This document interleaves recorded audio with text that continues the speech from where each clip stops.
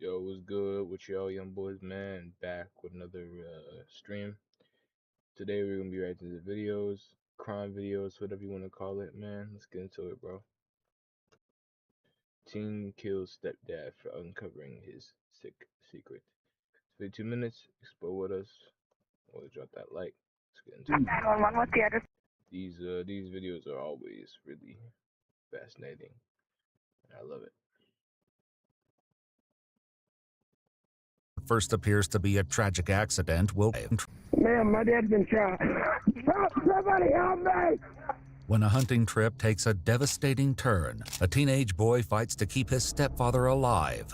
But as the investigation unfolds, what first appears to be a tragic accident will quickly become a case built on suspicion, secrets, and revenge. He had a look on his face. It was almost like he felt like he succeeded at part of this plan. It almost seems like he gets excited talking about it, like he wants to talk about it.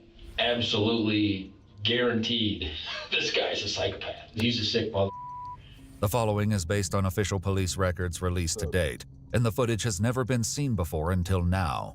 On November 30th, 2023, dispatchers in Lenawee County, Michigan receive a desperate call for help. 911, what's the address of your emergency? Hey, Dad, where are we? Dad! Ma'am, my dad's been shot. He's been shot. Yeah. How was he shot, sir? I don't know. You don't know? It's my stepfather, and I can't let him die. As the caller's location is showing somewhere in the woods, the dispatcher makes an educated guess as to what happened. Okay, are you hunting? Is that how he was shot? Yeah, my dad's been shot, please, ma'am. He got shot in the back. Okay. I found the wound, but it didn't go all the way through.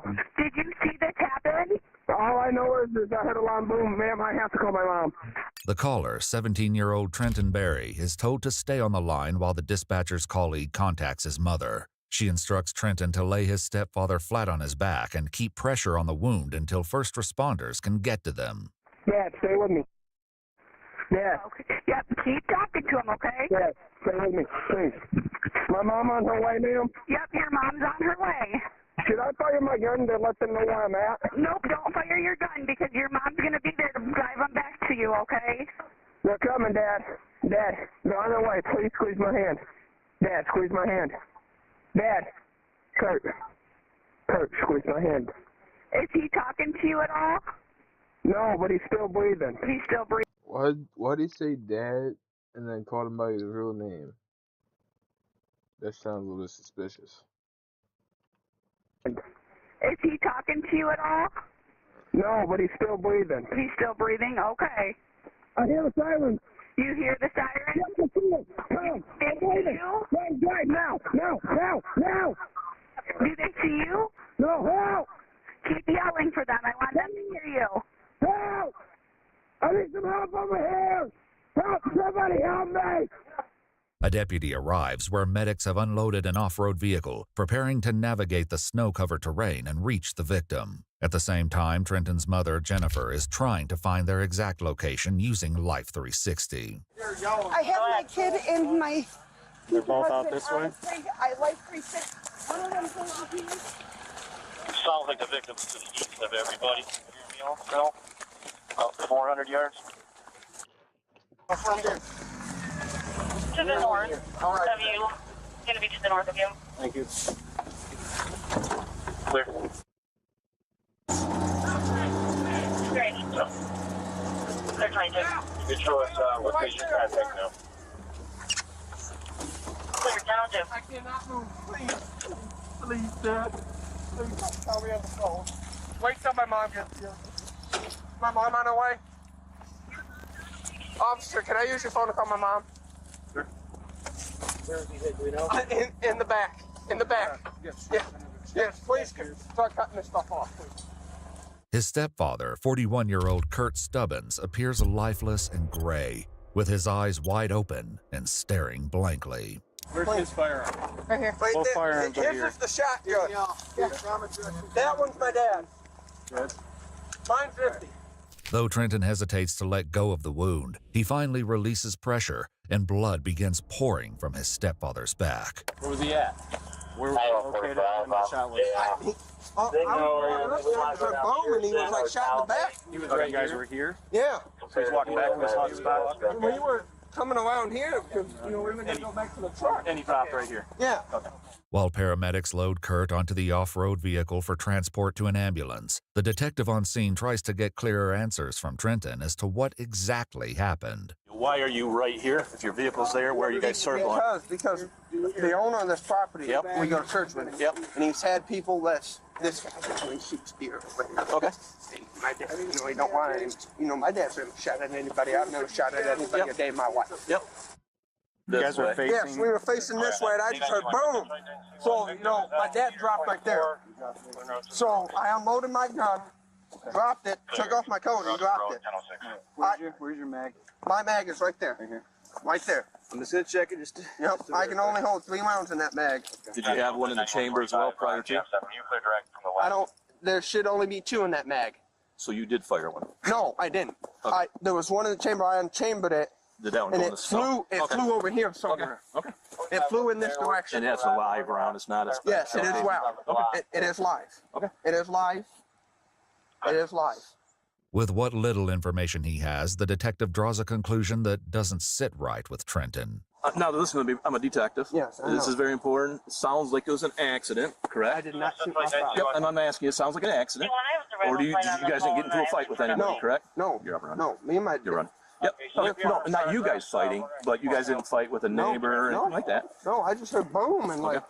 Now we're going to be able to tell the distance. That's one of the things we do, okay? If it's a complete accident, it's a complete accident. No problem there whatsoever. But we have a bunch of people looking for other people. What is going to occur is we're going to be able to look at his back and tell how far the shot came from. If you guys are... No, I'm not even saying you did. I didn't say you did. I'm just saying if you're walking along and you simply tripped and your gun went off, that's fine. Okay, that's an accident. They're going to work on him regardless of what happens, okay? You understand that? Okay, there was this one guy way up over there. He's probably deceased. Not on this property, but on the other side. His name is Josh. I don't know his last name. Okay. But him and my dad and some other guy named Trevor have had, stuff in the past. The idea that someone may have had a reason to harm Kurt is something the detective will have to consider later. But for now, Trenton makes one thing clear. He doesn't agree with what they're implying. Never in a million years I would shoot my stepfather. Nobody's saying you shot your stepfather. I know, but we have to check all avenues, right? It kind of sounded like that he did though. Well, we don't know. Yeah, we show up to a scene. We don't know what happened, right? We have to investigate and determine what went down. Okay. I'm shaking right now. My stepsister, that is her only parent. Her mom died when she was 2. Okay. So that man has to survive. As Kurt's life hangs in the balance, Trenton considers how his mom, Jennifer, will react. She's going to blame me for it. Why would she blame you for it? Yeah, she would. Claire, also here. I already know she would. I love that man to death. And why do you think your mom would blame you? Because she's like that. Well, I mean, I don't know. What does that mean, she's like that? Because, when I get mad, She just knows the I have truth, really man. bad anger issues. Okay. And, I get mad and, I'll go and say, I'll kill somebody, not meaning it. Mm-hmm. And that's it. I mean, I'm so glad that I can remember this because I didn't take my meds this morning. Okay. And when I don't... What do you take meds for? I have really bad anxiety, an eating disorder, and something else. I can't remember. An eating disorder. What do you take meds for? I have really bad anxiety, an eating disorder, and something else. I can't remember the third one right now. After realizing Trenton's hands are still soaked in his stepfather's blood, the deputy helps rinse them clean with a bottle of water. All Trenton can do now is wait. Come on, please, please, please, Lord. Why are they still here? Who? The ambulance. There's multiple See ambulances. how he was just crying like really badly, and then he's like, "Why are you still here? Why are they still here?" Like he just snapped out of his act. This guy is definitely guilty. That's what a guilty person would do. That showed up, so. Oh, I didn't know that. Question, what time? Look, see? Please, Lord. Why are they still here? Who? The ambulance. There's multiple ambulances that showed up, so. Oh, I didn't know that. Question, what time is it? Because I do have a doctor's appointment. 10:20. We'll make a phone call for you. Bro, your dad is literally shot, and you still thinking about your doctor's appointment, bro? Nah, I just see the lack of empathy that you got. I can see that this is the real you. You just putting on some kind of act or facade. Question, what time I thought it was an accident, but it's not. It's clearly not. is it? Because I do have a doctor's appointment. 10:20. We'll make a phone call for you, letting them know you're not going to make it. What's it for? It's Probably some easier. eating disorder. To be honest with you, No, I was gonna say I still don't know what it is. I've actually had 9-week constructive surgeries, and I haven't seen my doctor in almost a year. Okay. You have your cell phone on you? It's over there. Okay. I see your phone on your back pocket there. Oh, is it? Oh, well, thank you, Deputy. I mean, do you have his phone number in here? No, I don't, Detective. I'm, like I told Deputy Petty here. Yep. Do you guys have anything else to ask? Can I have my mother present, please? Absolutely.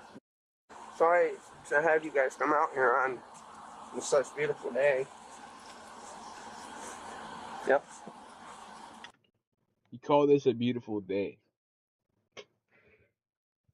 This is wrong.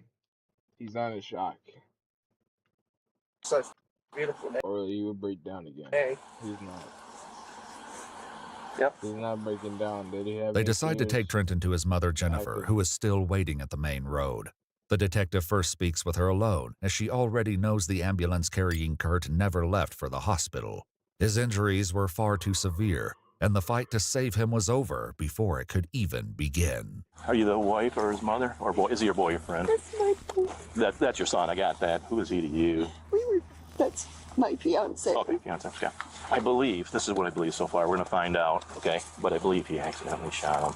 Okay, he said he hasn't shot, but I believe so based on everything we've seen, okay? Let me tell him real quick, then I'll come and I'll have him talk to you and you can hug him, do it, and you can do whatever, okay? Okay, you have any questions for me right now? No. The detective now faces the difficult task of informing Trenton. We're gonna talk to your mom, I just found out, okay? Trent, your stepfather did pass away, okay? All right, no, just stay here. I get it. Sorry. This is clearly an act, bro. He's putting his face against the snow because he's smiling, probably, or he's like acting like he's shocked or acting like he cares. He's covering his face from the detectives because they know that something will be off if they saw him fake crying. Sorry.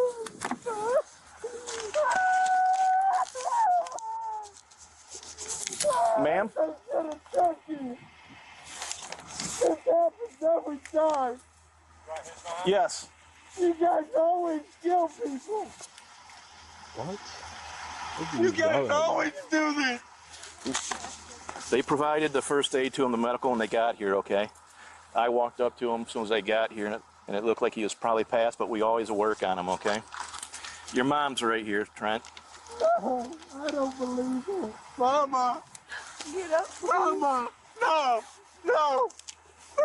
Oh, no, Mama! The detective gives them some space as he provides his colleague with an update. Said he had 3 rounds. It's not going to be the case. Kid is freaking out right now. Just to tell him he's dead, but... that's all right. Yeah, that's why he's under room, yeah. Is he comprehended? Yeah. Okay. But he's slow. He's 17, but he has not graduated. He's slow. Hello. I know, very, very dramatic. Thank you. You bet. We're not done yet. We'll be here working with you and help you through this, okay? I can't. No, you'll make. We do this, unfortunately, quite a bit, okay? We'll get you to talk to some people and help you through. Your mom is here for you. I know. I need that man. Yeah. But I need that man. I can't carry on the family business without him. What is your business? lawn and landscaping. I can't do it without him. Yep, your stepdad runs a landscape? Yeah, I can't do it without him. Well, you're going to need to help your mom at this point. I need to get a job now. Okay. Well, let's get through this first, okay, Trent? Unfortunately, delivering the devastating news doesn't end with Trenton, as Kurt's 16-year-old daughter has just arrived, followed closely by Trenton's sister. Sounds like your father, I'm sorry, was accidentally shot, and he actually did pass away, okay? So...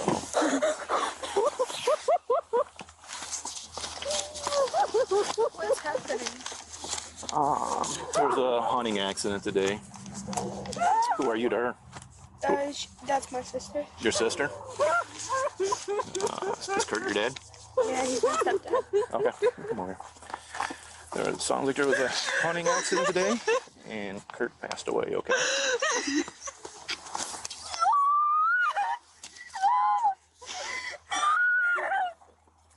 Look at the tragedy this guy caused, bro.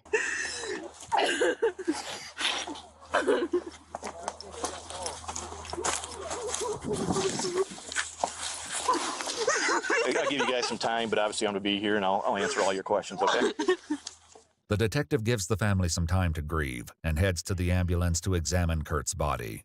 According to police records, Kurt sustained a single gunshot wound to the left of his spine, slightly lower than center mass. There's no exit wound, meaning the bullet is likely still inside the body. And if the detective's theory is correct, it should match Trenton's gun. But this presents a problem when all 3 rounds Trenton said he loaded are fully accounted for. So we have a little issue. We do have 3 live rounds, and that's what the magazine takes. So that doesn't mean you can't put a mag in and throw a bullet in, or put a bullet in and put the mag in. So I'm going to go interview him on that real quick, but it sounded like, no, you just had the 3 in a mag. So whatever. Yeah, that's an issue. Because we need a bullet. We need another. It needs to be 4. Though the detective's leading theory is that the shooting was accidental, authorities begin searching for evidence that could prove whether or not someone else was in the woods. In the meantime, the detective meets with Trenton, Jennifer, and Trenton's biological father, Eric, at a local fire station. The following interrogation has been analyzed by a retired detective who is also a licensed polygraph examiner, as well as a former hostage negotiation commander and instructor. You did great and everything. Literally, you do need to be proud of him. Literally, I haven't seen adults do medical like he did. The director, he would not let it, which is perfect. Don't let it. I've stolen corn stalks. Building rapport is especially important right from the start. When the detective tells the parents they should be proud and that Trenton did a good job, he's helping build trust. This reassures them and makes Trenton feel supported. It's an effective approach, because when someone feels supported rather than judged, they're more likely to keep talking and be honest. So we got 3 live rounds, and that's good. Okay, so no, I'm not saying that 100%. We keep an open mind, okay? We are keeping an open mind. That's what we do. I think he would have said I accidentally shot my dad. I really do. I really do think he would have. Yeah. So I love that man to death. There's a clear disconnect as Trenton refers to his stepfather as, quote, that man. He doesn't seem upset and continues to deny the bullet came from his gun. If it did... Bro, obviously he did it. He's saying he's not upset, or he doesn't seem upset right now. He seems pretty calm. He's acting like he's putting on a character. He's putting on an act. This guy is not winning an Oscar, bro. He doesn't seem upset and continues to deny the bullet came from his gun. If it did, a shell casing should be somewhere at the scene, and authorities begin searching for it with the help of metal detectors and ammunition-sniffing canines. I will attend the autopsy, at which point we certainly should obtain the slug. I actually felt Kurt in his chest. It's got bruising, in the front, so and it's right basically here. So we do have a lot of evidence that we will be able to determine what happened. So again, we flew the drone. It's going to show tire tracks. It's going to show footprints. And we flew way out, several fields away. Though the detective has said many times that he believes this was an accident, Jennifer makes it clear that her son would have no reason to shoot Kurt intentionally. There was no quarrels, no beefs, so I mean, that's that I have a little bit of an... when I'm on scene, my dispatch calls me and says, hey, I got some information. We're going to look at that, and I'm going to get to that. August of last year, 2022, you and him got into an argument, is what's reported. And I'll look at it. If it's wrong, it's wrong, but I just want to. I was upset. Did you call the police? Yeah, I was upset. Yeah. I showed up. I was there. Okay. According to police records, officers were called to their home in August of 2022 after Trenton allegedly punched Jennifer in the stomach during an argument. He punched his mom in the gut. Put this guy away. Put this guy away right now. He punched his mom in the gut. That's just great. You punched your own mother in the gut.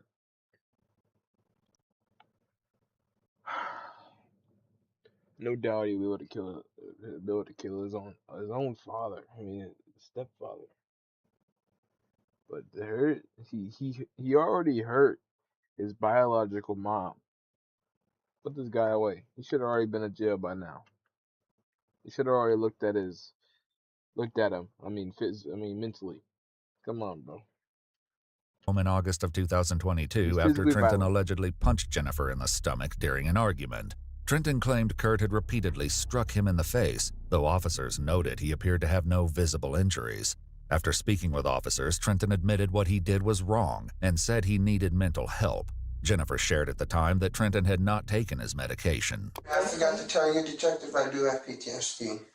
From what? Oh, the foot, yeah. Yeah. He showed me his foot. That looks and pretty I'm rough. surprised that I can shoot a firearm with PTSD, because not too many people can do that. Jennifer would later explain that Trenton once cut his foot after jumping into a lake. The injury became infected, leading to a partial loss of feeling.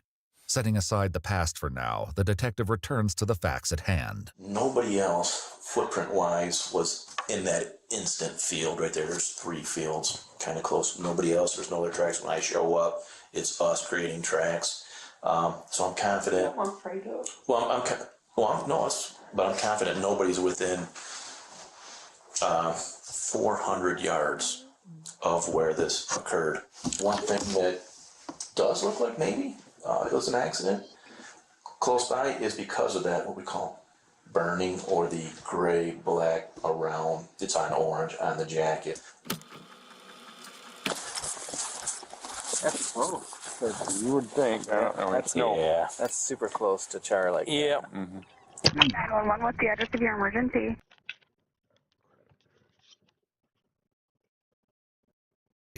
According to police records, You do need Burnings on it. Yeah. I mean, that's us creating tracks. So I'm confident. I'm afraid of. But I'm confident nobody's within 400 yards of where this occurred. One thing that His mom already knows something's up.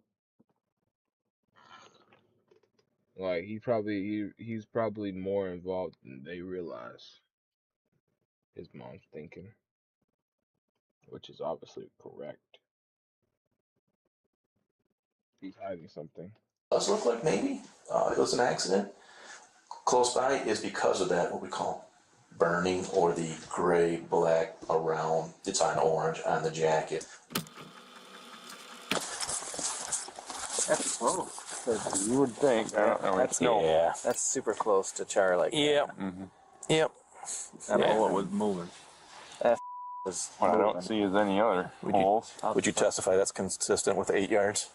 If I need you to. I mean, that's close. There's the burnings on it. Yeah. I mean, that's super close. Trenton is very scared and stressed at this point, and he's squeezing his fingers and hands so hard that they're turning white. He's trying to stay calm, but his body language is giving him away. With the evidence not lining up with his version of events, the detective offers him the chance to correct his story. This is what I want to do. I just wanted to give you that opportunity that, hey, I'm a man and a son of a... I accidentally did something. That's it. That's that. Because I have to give a recommendation. This is all said. I can't remember. Okay. Why do you think that is? Any idea? Because when I usually don't take my meds, my mind screws with me. That's another reason. My mind screws with me. If you don't remember that, and if that's what it was, you didn't have your meds today, then that's that. If you now think, son of a, that is what happened, you know, we'll deal with it. You're not going with us today. But I want you to speak the truth. I probably could have tripped. Not going with Even us today. the dad is pretty angry about this. But I want you to speak the truth. I probably could have tripped. Okay. All right. I probably could have tripped. Okay. And then did it go and gone off at that point? If you did, just speak the truth. Don't say I can't remember. One of the things is you probably won't blacked out when you kill somebody, bro. I ain't gonna lie. Like, when you kill somebody, you will always remember that. I mean, I'm not speaking from experience, but I do know that it's hard not to forget. If I did or not, but I think I did trip. Okay. All right. Is that what you're sticking to? Yeah. You cannot stand nothing else. I think I did trip. Okay. Trenton's mother appears sad, but it's easy to see that for whatever reason, she doesn't believe his story. Well, then I'll ask you, did you shoot him on purpose? No, I didn't. But Trenton's admission is only the beginning, and the detective's work is far from over. Meanwhile, a friend of Kurt's has just arrived at the fire station, and a deputy heads out to speak with him. You are Dave. Dave. I was his new best buddy. We're hunting together. Okay. We've been having a lot of issues with guys to the neighboring property. And I think they need to be questioned. What I can tell you at this point, it appears that this was an accident. Okay. I know you've got some concerns with bordering neighbors and stuff. Oh but, yeah. I don't want to say that 100% that nobody else is involved, but this appears from the evidence that we have collected that this was an accident. Oh my God. I'm sorry. It's Trent. He's okay. He's okay. Oh, this poor kid. Am I a bad person? No. I told you. I kind of got to see you on the fire. Bro, if you got to ask yourself if you're a bad person, then man, I don't know, bro. I don't know. Maybe you need somebody to tell you that you're a bad person to realize that you are a bad person. No. Why are you asking somebody if you're a bad person when you already know? Makes no sense. I told you. I kind of got to see you on the fire department because you did so good out there.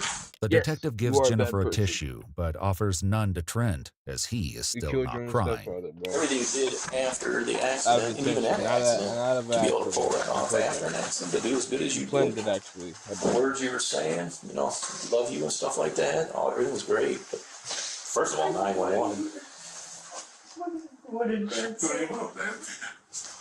He loved him. Wanting to see for himself exactly how the accident unfolded, the detective asked Trenton to demonstrate how he was walking while holding the firearm. I kind of went. You know what? You go ahead and stand up and just demonstrate. Why don't you stand up if you want? It was a freak accident. And I was walking and I tripped. I'm like, how was the gun when you were carrying it before you tripped? How did it happen? like this. And where was Kurt? In front of me. 8 to 10 yards away. And I didn't mean to do it. That's It's a freak accident. I believe it. Everybody's gonna hate me now. We totally understand that. Nobody's gonna hate you. Yeah, the whole family out there's gonna disagree with me and everything. Spend the rest of your life in jail. The detective could have pressed Trenton further by That's what asking you should him be why his worrying family about. wouldn't believe him. But as for right now, his story There's is no way you can logical. you can It's lie assumed yourself that he out of the avoided situation. admitting the The gun only person there that could have shot him. discharged. Right now, his story is logical. It's assumed that he avoided admitting the gun discharge. As for right now, his story is logical. It's assumed that he avoided admitting the gun discharged because he was afraid. The normal instinct for a lot of people, especially a teenager, is to lie the first time the event is told, as they're scared of getting in trouble. Sorry, Mom. I didn't mean to. I didn't mean it.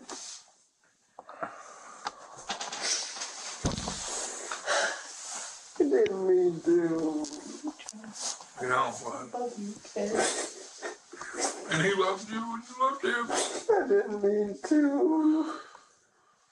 Following his apology, Jennifer gently touches Trenton's shoulder, but soon pulls away. The detective ends the interview with the family for now, and she's you know what I mean? She's embarrassed, and she's also disappointed that her son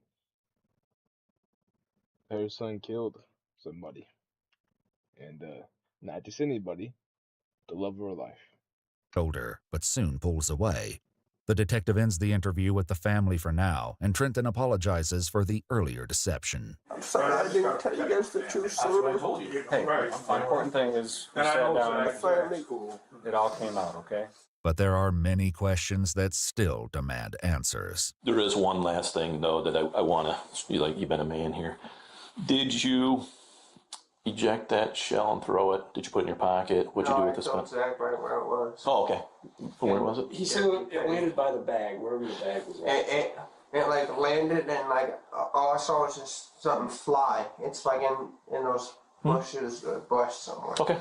But after conducting multiple searches, the missing shell casing was nowhere to be found. After learning what happened to her brother, Kurt's sister contacted the detective with troubling allegations, claiming Jennifer withdrew money from Kurt's bank account while she was still at the crime scene.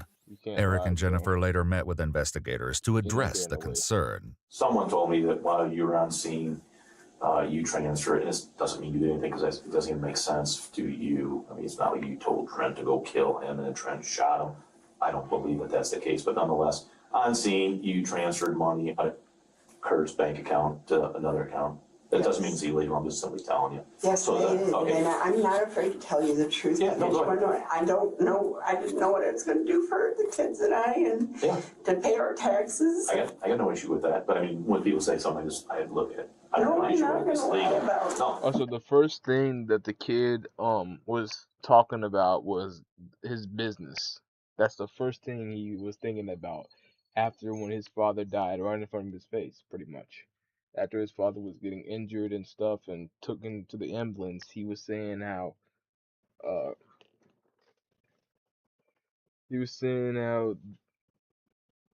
know, how are me and my mom gonna get by, after she dies. I mean, after he died. He had a business, and he was worried about that. He was more worried about it. Be right back.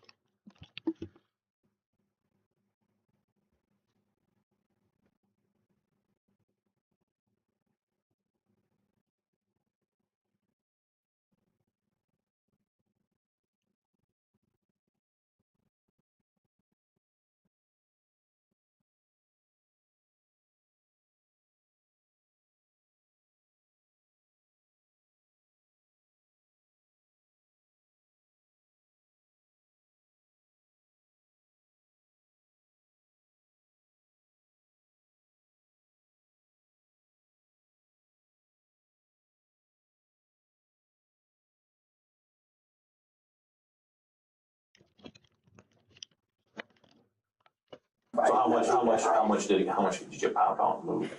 $5,200. My taxes were almost $3,000. Yeah, it's not even $5,200. Well, the fact that the kid cared about more about his business than him actually, like, I mean, I his really worth dad, it. it's crazy. Jennifer believes Kurt may have had a $15,000 life insurance policy, but it was terminated earlier in the year for non-payment. Nobody ran out, took that gun from his hand. You know, over this $15,000, you didn't take the gun, shoot Kurt, hand it back to Trent, and then take off. Your shoe impressions aren't out there. There's no little girl shoe impression. There's no shoe impressions when I get there except for, Trent and Kurt's and the deer. No vehicle tracks right there. Obviously, it wasn't a deer. Like that wouldn't have been worth his life. It didn't happen. I'm just saying, I mean, what you're telling me and this stuff, it came out, it didn't happen. While Jennifer firmly denies any involvement in Kurt's shooting, she also doubts that Trenton played a role, believing his admission to tripping may have been coerced. He was pressured into saying that because when he's at home, like it'd be like, hey, did you do this? And it could be his little brother that broke something and he'd be like, I did it, I'll clean it up. And he will take the blame for something he doesn't do. So him stating agreeing with me that he tripped and the gun going off. Him agreeing to that, whatever. It's just whatever. We're gonna match that with a gun to make sure that is what occurred. If this happened the way it seems, there's no sorry, Lord, no way. It was on purpose. He had no reason. Jennifer and Eric add that this entire incident. I highly doubt that, sir, and hopefully you're at peace for what happened here. Because I know you won't be. Your son killed somebody. It was on purpose. He had no reason. Jennifer and Eric add that this entire incident has been The extremely. whole point is coming to a terms that your kid did something unthinkable on purpose. No reason. Jennifer and Eric add that this entire incident has been extremely traumatizing. I mean, the kid has history with violence. He punched his own biological mother in the chest or in the gut. For what? Jennifer and Eric add that this entire Probably incident the has same been. reason why he shot his father. He had no reason. Jennifer and Eric add that this entire incident has been extremely traumatizing for Trenton. Man, I'm gonna tell you this. We were driving, and he heard an ambulance. And dude, he grabbed his ears and just started wailing and just. Anger will kick in because he said we killed him. He said the medical killed him. We killed him. He got pissed at us. You guys always kill people. That's all act. You guys always do this. So those are concerns for me. Okay, when something like you said, whatever he trips off. And he also said that he was mentally ill. By the way, he knows that he's mentally ill. And those concerns for me. Okay, when something like you said, whatever he trips off and he goes. We know that. I know, but nonetheless, so there's something, again, that's what the doctors, there's something going on with him that does certain things. Our son. If it was his time, this is what God had planned. With these rumors addressed, there's little the detective can do but wait for Kurt's autopsy results before deciding how to move forward. But the case becomes further complicated when a deputy receives concerning Snapchat messages from a social worker, revealing communication between Kurt's 16-year-old daughter and her close friend. In the messages, she writes, "I think someone is after me. I know it sounds crazy. There's this guy I keep on seeing who's nearby in this vehicle, or maybe Trenton or even Jennifer. Something is wrong." The detective later spoke with her to address these concerns. Do you literally think anyone's going to harm you? Are you afraid of anybody harming you right now? It's not necessarily that I'm scared. I've always had my dad. Mm-hmm. He's been the only one that's been there since I was born that I still have. Mm-hmm. And I feel unsafe in life in general without him now. That's kind of what I was meaning to say. But one message she sent was very clear regarding her fears. Kurt's daughter writes, "I feel like I'm next. Trenton has almost shot him before hunting. He used to threaten to shoot us all and put a gun to my dad loads." So his family is protecting him. He's mentally ill. Why is he not in the hospital? And plus, why is he not taking his meds? Hunting. He used to threaten to shoot us all and put a gun to my dad loads. So there was an incident a few years ago where Trenton and my dad were arguing. Trenton got mad. Jennifer wasn't there. I was sitting on the couch. Trenton walked out of his room with one of the guns, and it was loaded, and he was threatening to shoot everyone and everything because he was mad. And then my daddy had to kind of like push him back and everything, and Trenton tried wrestling him, so my dad kind of had to restrain him a little bit. My dad just, I don't know, he told Trenton to put the gun down and everything, and he yelled at Trenton. He didn't. The thing is, why didn't his father say anything to the cops or Kurt? Why didn't he say anything about his mental breakdowns or anything? I don't understand why. And then why take him on a hunt with the firearm? Also, I don't know. He told Trenton to put the gun down and everything, and he yelled at Trenton. He didn't like back down or anything. He just stood his ground right there. Like, he did not move. And he was telling Trenton, and he grabbed the gun out of Trenton's hand and everything. And he told him to go to his... Bro, this guy should not be having a gun. I don't understand. Why does this guy have a gun? He's mentally ill. And he cries when ambulances are nearby. Not move. And he was telling Trenton, and he grabbed the gun out of Trenton's hand and everything. And he told him to go to his room. Despite this incident, she makes one thing clear. They've had some fights in the past, but Trenton also has disability too. And he has some anger issues, but it's really complicated. Like, my dad, I know my dad loves him. But there's something else she isn't telling the Did detective. love him. And another message. I know my dad loves him. He's dead. But there's something Don't forget that. else she isn't telling the detective. And another message that has Because of deeply him. disturbing implications will soon need to be addressed by the family. By January, Kurt's autopsy has been completed, and the detective contacts Trenton for a follow-up interview, as there are critical details to review. He arrives in the company of his parents, as well as his attorney. We used 2 canine, state police canine dogs. We used metal detectors. We did not find it. Did you end up taking the spent one and just put it in your pocket? Nope. Okay, so where is that spent shell casing? Should still be out there in that field. Okay. It did match, the slug from that gun did match the one that I removed from his body.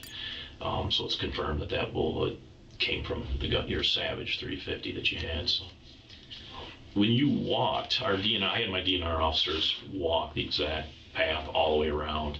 1, to make sure there's no other foot and shoe impressions, and 2, to make sure there's no vehicle impressions. But when they did it, they're like, literally, it is like one person walked. And by that, I mean, you're walking right in his footsteps the entire distance of approximately 600 yards. And then he's walking right inside the steps the whole way. Oh, Dad? Yeah. And it looks like there's just one set of tracks, but there's double marks. So he is literally in every track. Must be that cognitive thing, probably being a little, it's just something he's doing. Kid. Yeah. They walk in the dead. Wow. And I'll just ask you, is that something that you know? So he's 17, so he's going to be tried as an adult too. So he might not be able to, he ain't going to be out on parole or anything for a while. Yeah. They walk in the dead. Wow. Send his dad to a mental asylum. Being a little, it's just something he's doing. Kid. Yeah. They don't call it asylum anymore. And I'll just ask you, is that something that you know cognitively, or you purposely are thinking in your head when you walk? Is that something you do? That's what he just told me to do. Walk in his footsteps? Did he say why? Or do you know why he would do that? Or you know why? Makes less noise. I'm an avid hunter big time, and it's not something I've ever done. Yeah. Michigan hunter safety guidance states that a hunter walking behind another person should carry their firearm with the muzzle pointed away from them, something that Trenton demonstrated during his first interview. When he did, Trenton's right pointer finger twitched as if he was pulling the trigger of the rifle. A trip and fall, in theory, the gun should go off. Trip and fall, it should go off here, so the bullet should be over here towards the road. And there's a degrees of missing. Not only did you not miss all this, the bad news is you hit dead nuts, which is straight. Right to left, top to bottom. So the problem for us, concern is, it looks like, I don't know why, but it looks like you shot him, okay? Not purposely. Okay, all right. What also leaves the detective concerned is a comment Trenton made. You were demonstrating on how you were holding your gun, and you still pulled the trigger. While they were waiting together at the scene. What also leaves the detective concerned is a comment Trenton made while they were waiting together at the scene. You're sitting on the ground at one point, and you're rocking back and forth, crying, which is completely understandable, saying things like, you can't die, and then you just instantly turn to me and go, oh, it's a beautiful day. Sorry to have you guys come out here on like crazy. such a beautiful day. Yep. However, Trenton's lawyer is quick to intervene on this line of questioning. I don't think you can predict what someone would do in that particular type of stressful situation. So we're not going to talk about that. Okay. But the detective isn't finished, and there are more concerns to address. You remember that incident where I think you said, I'm going to shoot, I was just looking through my report real quick, but I'm going to shoot this school? You wrote on the bathroom wall. You obviously remember that. He has violent tendencies, bro. It was only time. It was only a matter of time until he would snap. According to police, and also the school knows that he did that, and the detectives know. So why is he not placed on any arrest or watched secretly? Because, bro, he deserves to be punished. But I'm going to shoot this school. You wrote on the bathroom wall. You obviously remember that. According to police records, in December of 2022, Trenton approached a school resource officer, saying he found something written on a bathroom stall. In pencil it read, "I'm going to shoot up the school." However, a special education teacher was quick to note the handwriting looked a lot like Trenton's. Kurt defended Trenton at the time, insisting his stepson would never carry out any acts of violence. But Trenton later admitted to writing it, explaining he did it because he was sick with a cold and tired. Investigators spoke with his school that definitely causes stuff like that. Definitely. It because he was sick with a cold and tired. A cold, man, a cold and being tired definitely causes you to shoot up a school. Definitely. Investigators spoke with his school principal, who had insights to share. Trenton, I think, just lives in a world of make-believe sometimes and wants to be the unsung hero in certain situations. With the bathroom incident, he was going to help solve this crime, and I'm going to be like getting the whatever badge afterwards. Do you know what I mean? So we have the facts. Things are lining up. Just say that this is what you've done. But as Trenton is unwilling to discuss this incident further, the detective moves on to address something else that is deeply troubling, involving additional Snapchat messages his stepsister sent to her friend. They read, quote, "He's forcibly touched me before and threatened to hurt my dad or me. I don't have anywhere to go that's safe. I want to run." Appropriate thing may have happened between you two when Mom and Kurt weren't present at the home. She said this happened over the past couple of years. Okay, so, and she was just estimating. She said she could count about 10 times this past year of you in her presence. No. Okay. She also said that I believe you're going to Dad's house one day, and you went to go give her a hug, and you had one arm around her like this, and then with your other hand, you reached up and grabbed her breast. Did that ever occur? No. In another instance, she said that you were all in the living room sitting on the couch watching a movie. And you kind of reached like through the cushion and up and grabbed her butt area. No. Do you know why she would tell us? Why she would make that? Does she hate you in other situations? Has she made up other stuff about you like that? What does his parents think about this? They're just sitting there sinking everything in, just staring at just looking, just watching. You still think your son's good? You still think it was an accident? Or what? I mean, has she made up other stuff about you like that? Or what? I mean, I think she'd be jealous because I was hanging with Kurt all the time. Okay, buddy. I want to face my accuser. Well, she's not accusing you. I guess she is. But whatever. And at this point, I hate to say, I'm the accuser at this point, okay? The detective previously spoke with Jennifer and Eric in private regarding these allegations. This is my first time hearing about any of it. And she didn't say she told you. She said she did say she mentioned stuff to you once these allegations came up. She said she mentioned it to you. According to Jennifer, she had no knowledge of any of these claims, and even explained she had cameras set up around the house that would have captured any inappropriate behavior. I've never seen anything like that on a Blink camera. Gotcha. And it was sent. When you put the cameras out, the camera in the living room? Okay, the camera in the living room sat right in front of the TV whenever we would leave. It would capture the whole living room and even Trenton's bedroom door. But the detective made it clear that he wasn't there to debate the truth of the allegations and instead wanted them to consider the chilling possibility that what happened to Kurt was no accident. My biggest concern is if nothing happens with Trenton, does he ever really learn anything? And then you guys, let's say he does something stupid in the future, gets married, not saying getting married is stupid, but gets married and then harms his wife. Right. And he gets that mindset where, oh, I can do this, where he beats his wife or shoots his wife. You just did your son no justice. Now he's actually in prison, I could see he needs to get some serious help is what the detective is saying. And I completely agree with him on that subject. The thing is, he didn't accidentally shoot his father. Just did your son no justice. Now he's actually in prison, I could see him doing community service. Well, if he's wrong, he's wrong. Community service for shooting his father? No, he should serve some jail time or go to a mental psych ward. That's where he belongs at.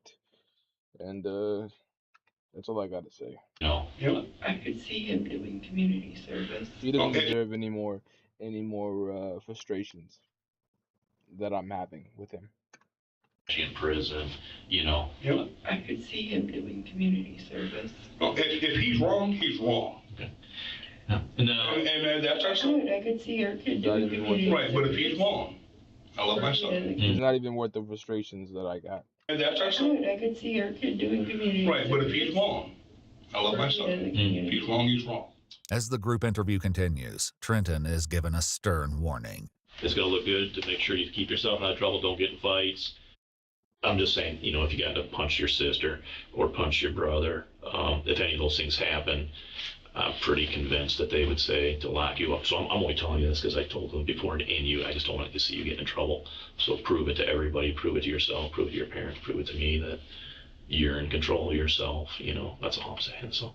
But just weeks later, a shocking turn of events would bring Trenton back into the spotlight and send the case spiraling toward a new wave of disturbing allegations. On January 28th, Trenton allegedly assaulted 23-year-old Brad, who is the son of Kurt's close 28th. Trenton allegedly assaulted before somebody else gets hurt, bro. Wave of disturbing so many things you could prevent. You could have prevented for this happening. Allegations.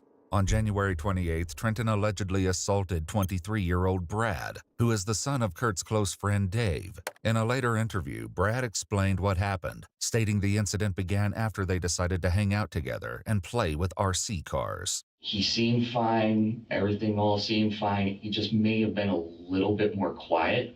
I don't know if that was because he was tired or if he was in his head thinking too much. When we're arriving to our... God, we don't know what happens in his head. If he was in his head thinking too much. When we're arriving to the RC place that my dad and I are a part of, just made the turn to go down the dirt road, and his younger sister calls him up. I lost her lizard.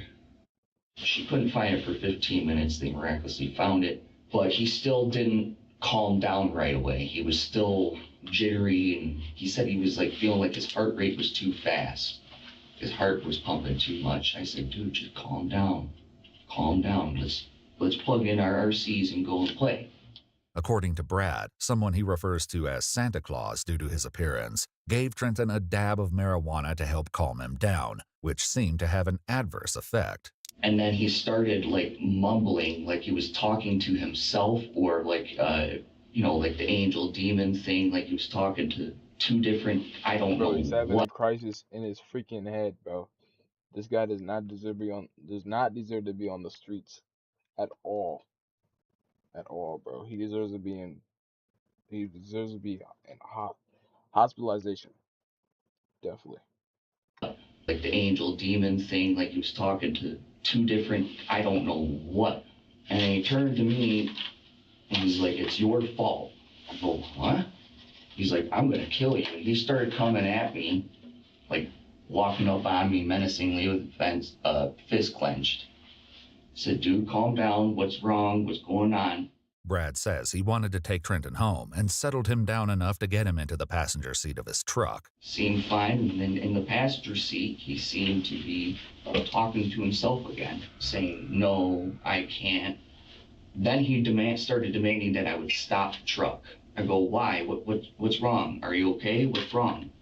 He goes, no, nothing coherent in terms of a sentence. Like, just, he tried to piece something together, something about his dad and his mom at first, and then he kind of just dropped it. When you say dad, we talking about Eric or? I'm assuming Kurt. Brad then decided to call Trenton's mother, Jennifer, and that's when things took a violent turn. Are you on the phone with my mom? No! Started wailing into me, grappled me with one arm, and is punching me on the left side. And I remember screaming and yelling to him, stop, stop, stop. Trent, stop. Please stop. Why? I know my phone was still on, and I dropped it. I said, Jennifer, he's trying to kill me. Please help. Call somebody. I couldn't get him off of me. There was no way I was going to be able to get him off of me at all. And I remember asking him, why? What's wrong? Why are you doing this? Stop. And the things that he was saying was, you took my father from me. You took my mother from me. And when I'm done with you, I'm going for your dad next. Brad shares that in retrospect, he can think of one reason Trenton may have wanted to kill Kurt. He explains that Kurt invited him and his father Dave to join them hunting that day, and if Kurt told Trenton, it may have set him off. Trent has always said that Kurt was the only person that has taught him anything. And I think by us coming into his life, he did not like that. Like, it was a jealousy, spite thing. Has Trenton told you he shot him? That he shot Kurt? Not the I shot him directly sentence, no. How did he say it? He said, I had to do it. It's because of you and your dad. Because you guys came into our lives. If it wasn't for you, I would still have my dad and I would still have my mother. And I want to say he said that if we were gone, it would be all fine. According to Dave, who has been listening in on speakerphone, he's spoken with Jennifer several times since the shooting, and she is still convinced there was someone else in the woods that day. You know, it's almost like she's afraid to admit, and she's a couple times has said, my son is not a monster. And I've told her, I said, no, I know your son's not a monster. I said, but he has some demons that we got to find out what's going on. Right. Okay. She admitted herself that he's at his dad. He has some demons that we got to find out what's going on. Right. Okay. She admitted herself that he's at his dad's because if he was to go off, she wouldn't be able to handle him. While Brad's theory that Trenton was jealous offers a possible motive, the detective will soon learn he may have had more than one reason to pull the trigger. Following the incident with Brad, a warrant was issued for Trenton's arrest, and on February 12, 2024, they find him at his father's house. You guys will be hearing from my lawyer. They're here right now. Take a second, deal. Yes, Jennifer. Trent, you got anything on me? You guys can call my parents. Yes, they're here right now. Detective Greca and them are here right now. Sorry. Because they didn't call the lawyer. So Warren, remember I told you not to get in any trouble? He has disabilities, man. Yeah, but remember I told him not to get in trouble? He beat the out of that kid, so that created... He has disabilities, man. Yeah, but remember I told him not to get in trouble? He beat the out of that kid, so that created some issues. Yeah, but see, there's no charges being pressed. Regardless, he beat the out of somebody. I told you guys not to get into any trouble. Eric gathers his son's medication and gives him a hug goodbye, along with a warning. You gotta stay calm. Yep. Okay. He stays calm and goes to the juvenile versus the adult. Right, I know. He just has disabilities. You know. I know. I'm trying to explain that. You know, I've got kids too, and I trust you. I'd much rather them go to the juvenile than the county jail. You know what I'm saying? I know. You're gonna be okay. Yep, I know. I love you. I love you too, Pops. And hey, how'd you guys know where I was? Stalking me? Because there's nobody hiding. Right. Are you? The only other way that they know. No. Are you hiding something? No. Right, then shut your mouth. The only other way that they know. Shut your mouth.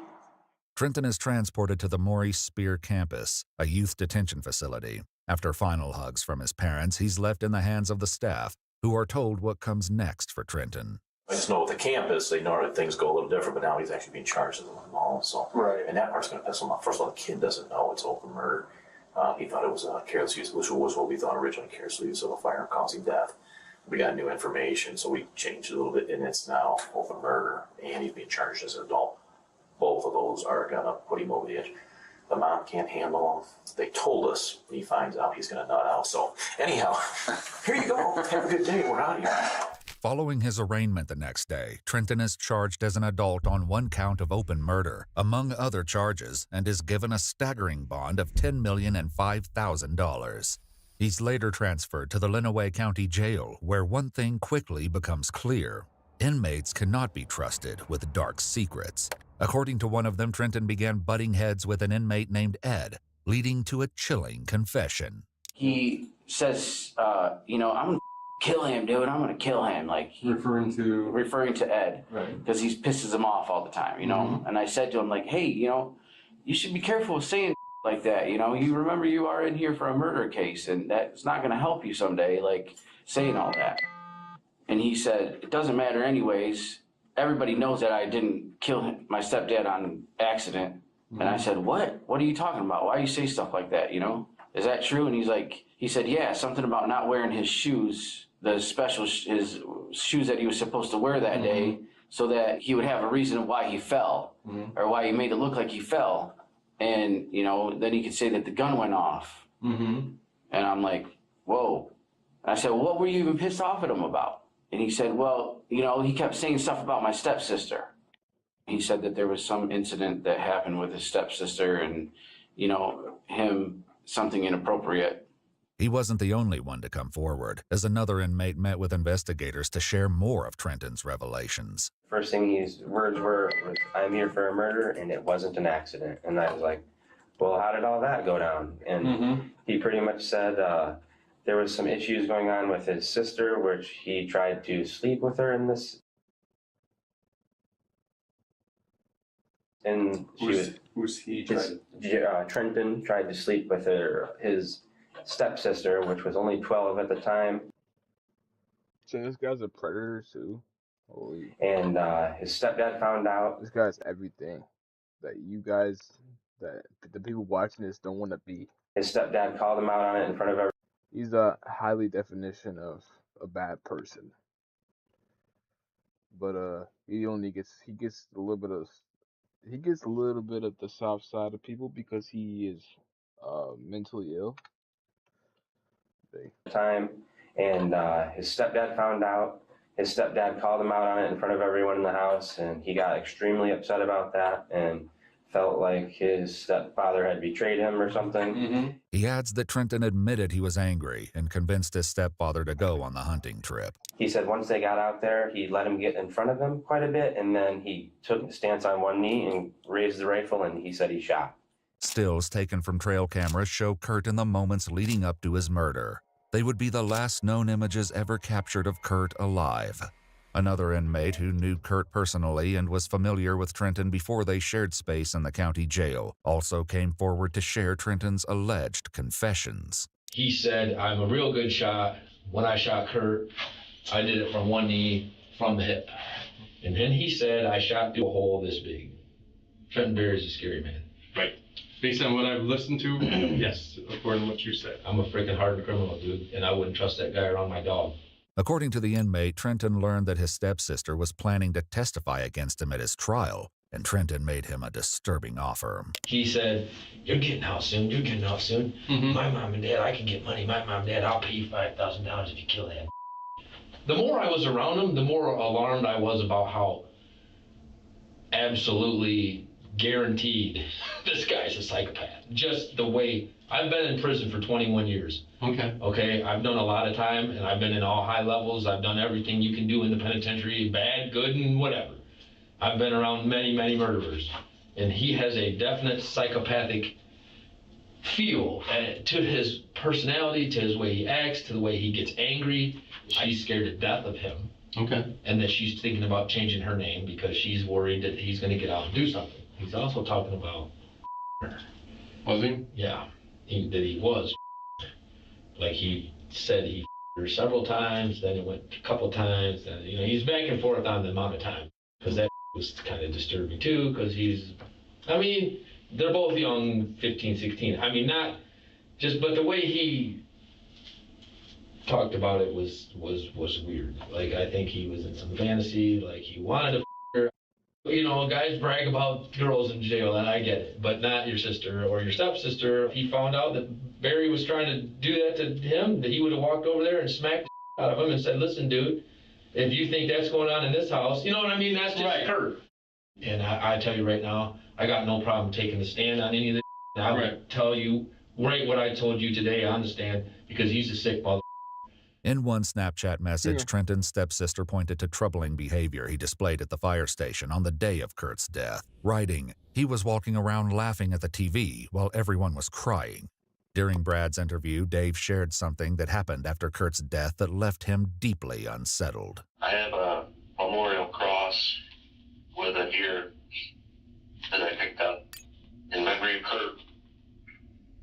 And Trent said to me, he said, you miss Kurt, don't you? And I said, yeah, I do. And he had a look on his face that kind of struck me weird in his eyes. It kind of reminded me of, there's a picture of the Joker where he's kind of looking down and he's got a grin on his face and he's kind of like looking out of the top of his eyes, and it's just kind of like his eyes are just, they're like glowing. And he said that to me, looking at me, and it struck me odd. And it was almost like he felt like he succeeded at part of his plan. And when I seen that, I'm like, wow, I thought to myself, that's not Trent. Something's not right with Trent. He's got like that twisted look in his eyes. Sometimes he does this weird grin thing, and sometimes he doesn't. It almost seems like he gets excited talking about it, like he wants to talk about it. Each of the inmates who came forward agreed to testify in court regarding Trenton's confessions. This seemed to upset him, however, as he was later captured on camera writing a letter to one of the inmates, stating, "Ryan, you are a rat-ass." This would later lead prosecutors to consider adding a witness intimidation charge.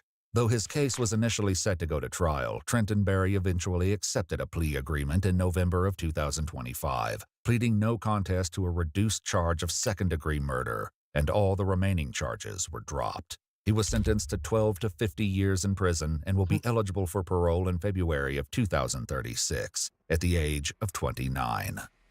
Watch our full videos as they were originally made, with no randomly muted words or details cut. We've also dropped brand new EWU videos available only on EWU Plus. Available now on iOS, Roku, Amazon Fire, Apple TV, and Google TV. Download EWU Plus and see what you've been missing. But I'll just YouTube, because I'm a YouTuber. I'll just playing. What that means. Let us say. Alright, well, we don't have to react to true crime all the time. We can react to the stuff, like happy stuff, maybe some gaming stuff. Who knows, bro? But this guy hasn't posted anything in 2 months, that's why I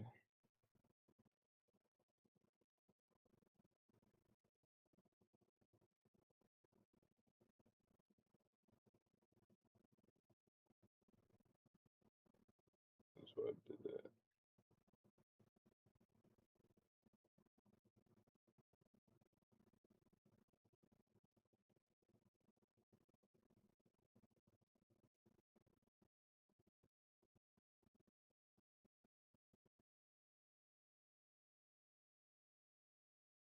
L that, L that, L, L, L, L, L.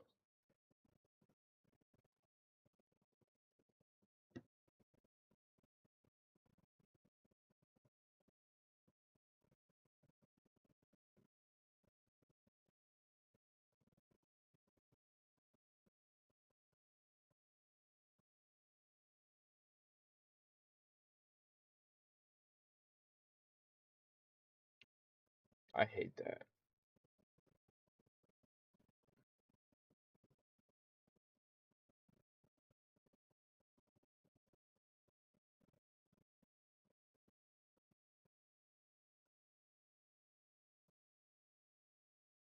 Hi Angelica, I'm listening to the show. Police hunt down serial killer kid After he kills his Sunshine song. You are my sunshine, my only sunshine. This is Sheliki Sanchez, 8 years old, bright, young, and unassuming. What no one knows is that 10 years from now, he will grow up to become anything but a normal teenager. I watched. Are you watching, Dad? It's just beautiful. It was like an adrenaline rush, like a good one. Because at this very moment, Sheliki has murdered a man for his own sick pleasure. But in that decade, from his childhood to being 18, this isn't Sheliki's first crime, leaving victim after victim since middle school. When was the first time you shot somebody? In middle school? With no idea how many he's killed, detectives will realize that they have a serial killer on their hands. I'm not a serial killer. I wish I would have been more smarter with it, but... How much I love you. Please don't take my sunshine away. On August 7, 2025, police in Albuquerque, New Mexico received an emergency alert from the city's acoustic gunshot detection software, alerting them to a shooting. When your city has microphones dedicated to picking up gunshots and dispatching police, you know things aren't going to get too hot. When police arrived on a quiet street, they discovered the body of 30-year-old Joseph Andrus, who had been shot 5 times and left to die in the center of the road. Police quickly discovered that Joseph was an Uber driver. In fact, that night had been his very first night ever driving for the ride-sharing service, and it had tragically ended with his death.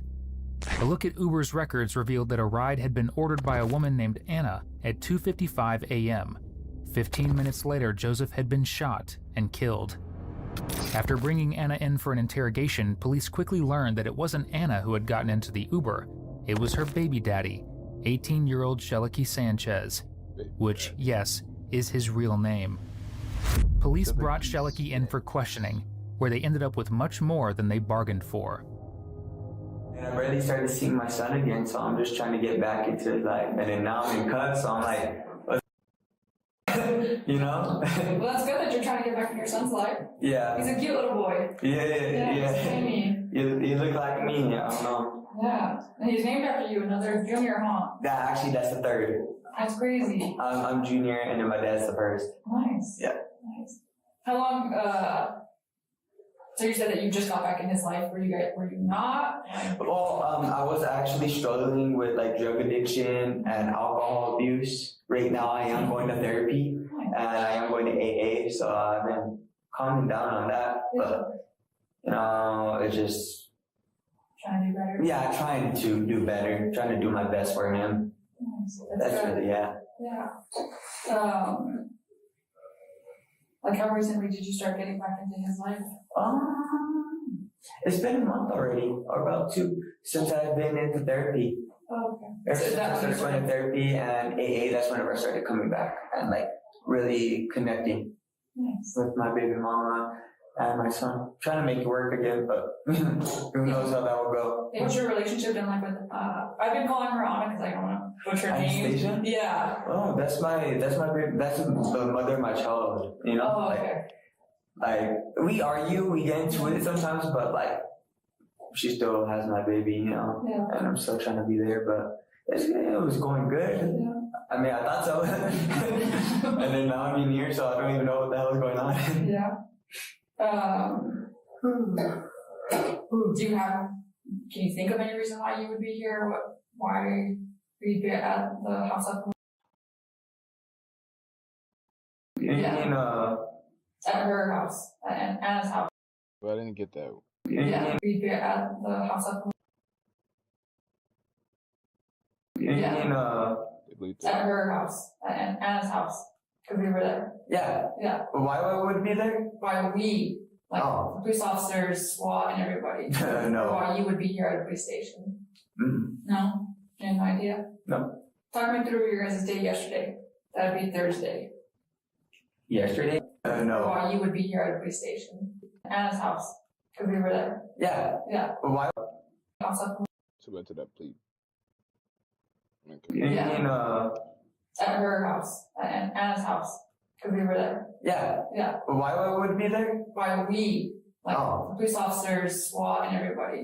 No. Or why you would be here at a police station. No? You have no idea? No.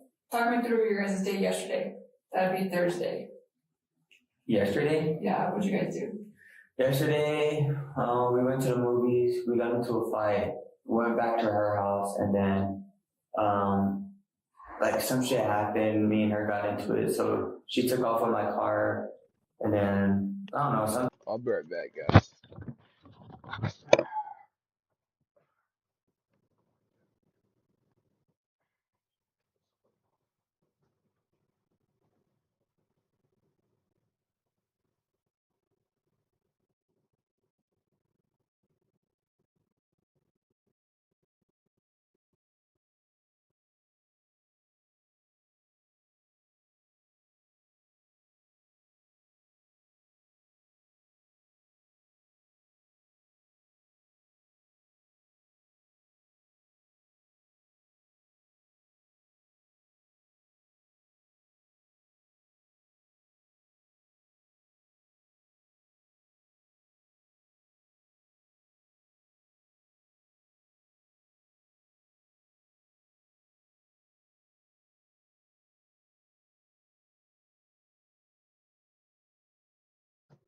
All right, where was I?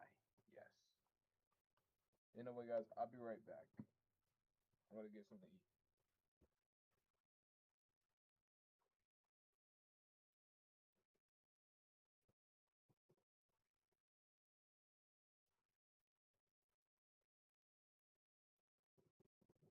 Get my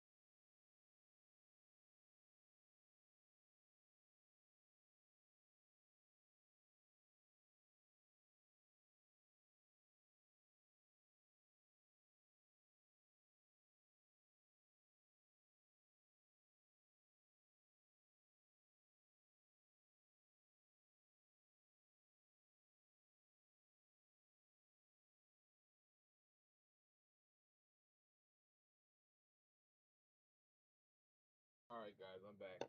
Got some food, bro? We better turn up, bro. You better turn up, bro. Don't worry, bro. Don't worry. Don't worry. We cool, we cool, we cool.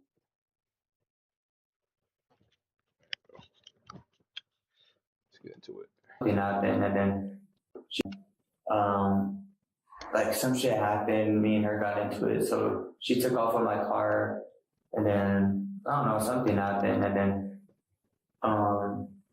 I just ended up walking away and just leaving her with the car.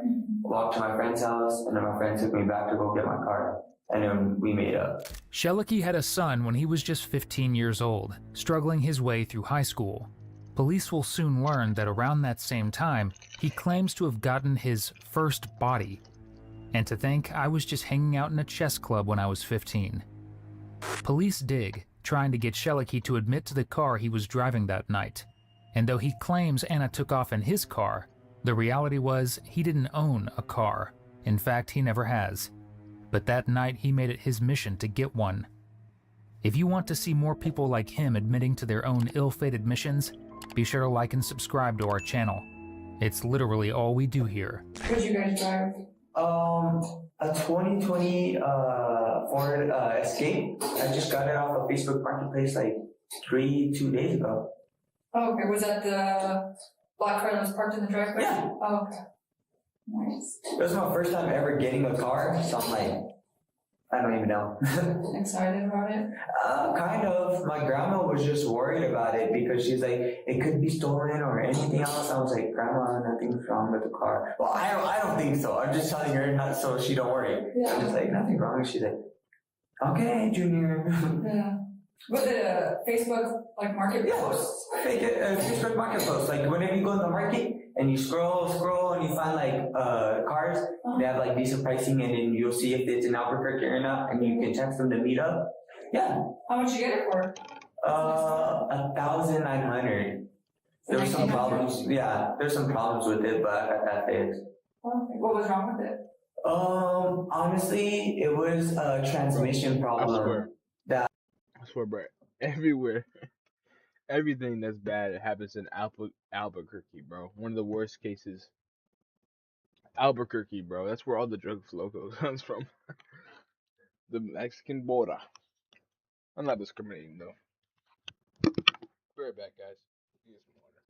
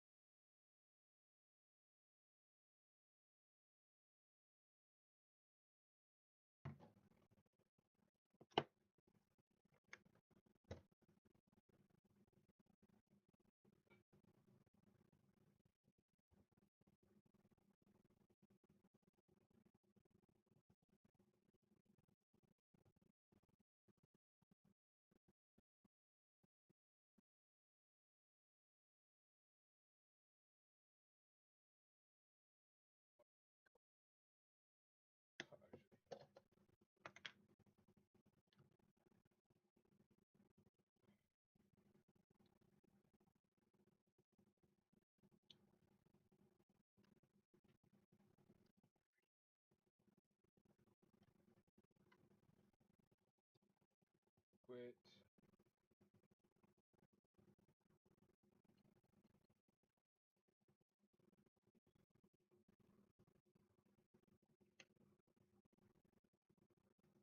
But the only way you're gonna get, the only way you're gonna get over there is heat the fuel.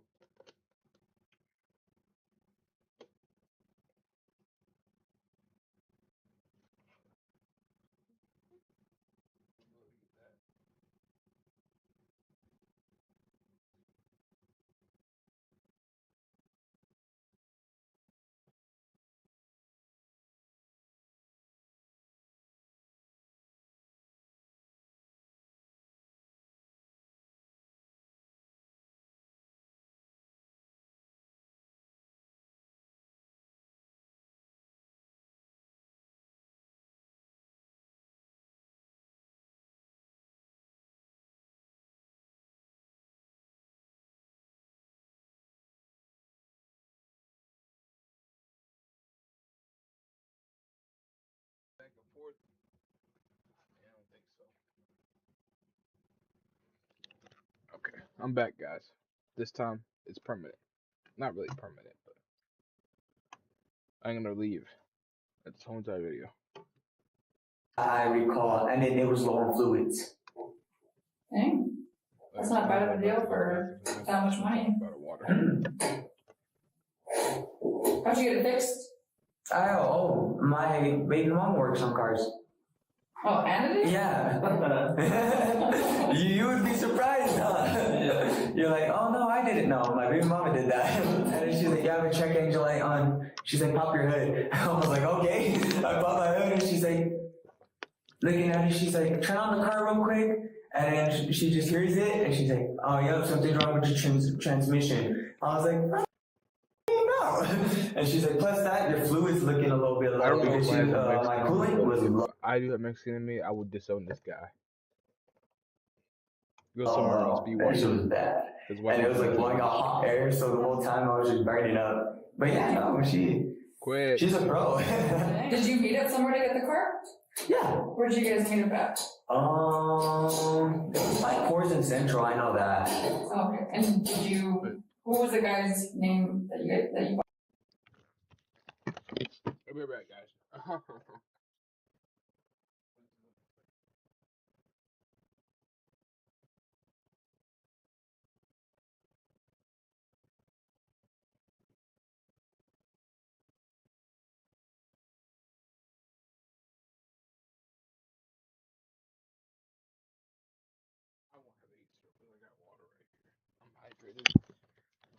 I'm hydrated.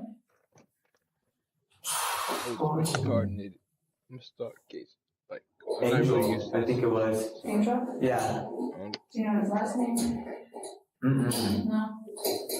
Like I said, it was like real quick and everything. Yeah. Did you pay cash or? Cash. Yeah.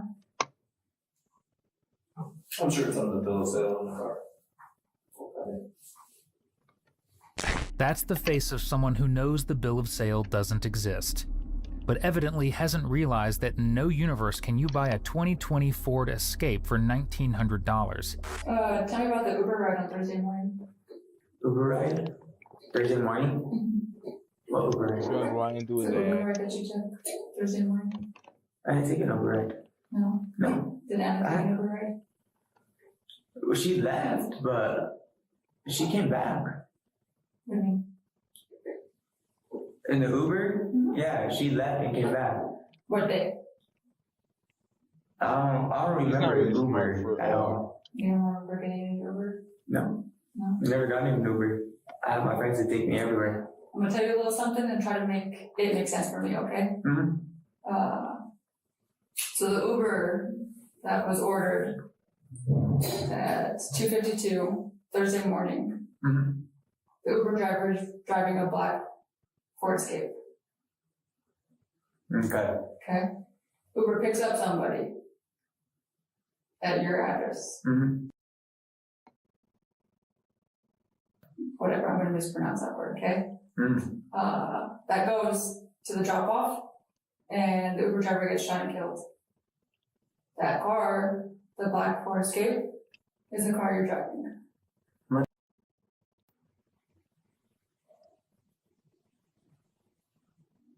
So make that make sense. I don't know how to make sense of that. No? No. Going to your house to pick up somebody, the Uber driver shot and killed, and you're driving the car? That's the car? I paid cash for it. Because we know that Anna booked the Uber ride. I forgot it was for you. You told her. Interrogation core, by the way. So go ahead and subscribe. Police hunt down serial killer kid after he kills his fourth victim. On August 7, 2025, authorities in Albuquerque, New Mexico received an alert from the city's gunshot detection system, notifying them of a possible gunfire in the area. To order the Uber ride. The Uber picked up somebody at the address in front of your house where you're staying. Turn it on. Drives down, stops at where it's supposed to stop. The driver gets shot and is killed. And after that, the car is northbound course. Interrogation. And you're still driving the car. For the next 4 minutes, police force Shelicki to sit in silence under the weight of that question, and eventually, it breaks him. Well, as much as someone this broken can be broken anyway. Did you ask Anna to request the Uber? Yes. I don't know.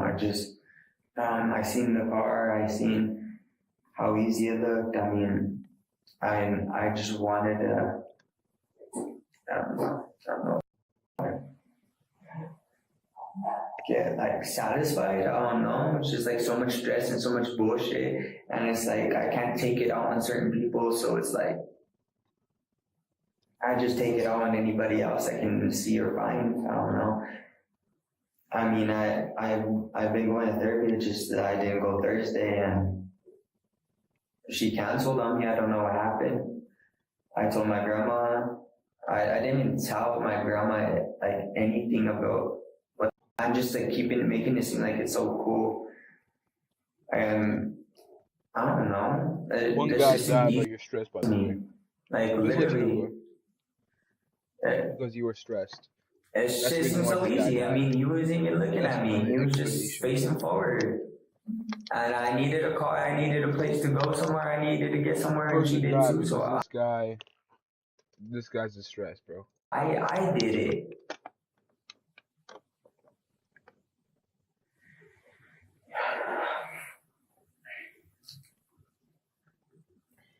Was there anybody with you? Let that sink in. Just me. It was literally just me. And she doesn't even know what happened. Does she know that the whole reason why you ordered the Uber was to do that? No. What was the plan?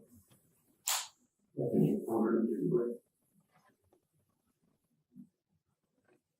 Before he pulls up, I cock my gun and make sure it's loaded before I head in there. Because then if he ends up trying to pull something, then I'll have the first shot up. But he was taking way too slow. But you're not a gangster, dude. You cocked your gun.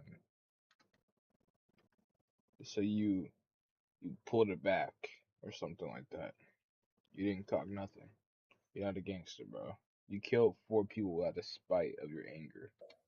He was taking way too slow. He wouldn't get out of the seat, and I told him multiple times, I'm like, get out, get out, get out. He just did not want to move, and once he actually ends up moving and went to go get out, I just shot him. I think like 5 times. I don't even know if I hit him. Was he in the car when you shot him? Yeah. He was like getting out. And then when he got out of the car? When he got out of the car, did you shoot him again? Yeah. It was easy.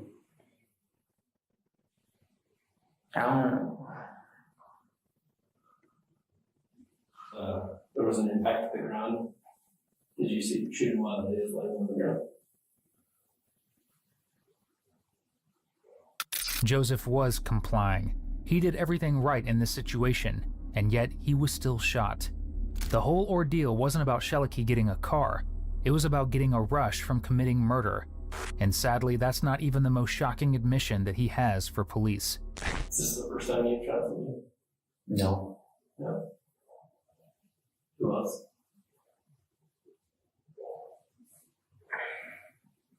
This is just like my way of coping. I don't know what's wrong.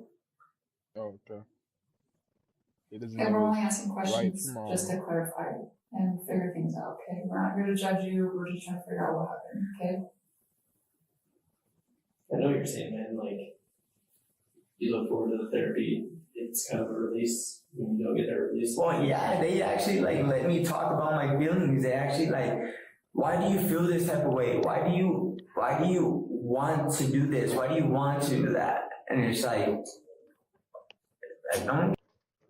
I mean, my mom and dad don't give a shit. I mean, I was growing up without no mom and dad. I mean, I had to learn shit on my own. I mean, yeah, my grandma was there. Yes, she always taught me, like, don't do this, don't do that. Make sure you're doing this and make sure you look like this. Just so she stands out and she makes sure she's on top, even though wasn't enough. I never had no mom and dad. Growing up in elementary, I used to get jumped every day, dude. Every day, I didn't like that shit. Especially in middle school, I used to get jumped all the time. And once I got my hand on a gun, somebody that tries to hurt me again, bro, because I don't want my son like that. I don't want my son bullied or anything happening to him or anything So you would do something about it. happening to him or anything. You kill the kids that are I feel bullied. bad that that guy was really cool, but You kill innocent kids. it was just easy.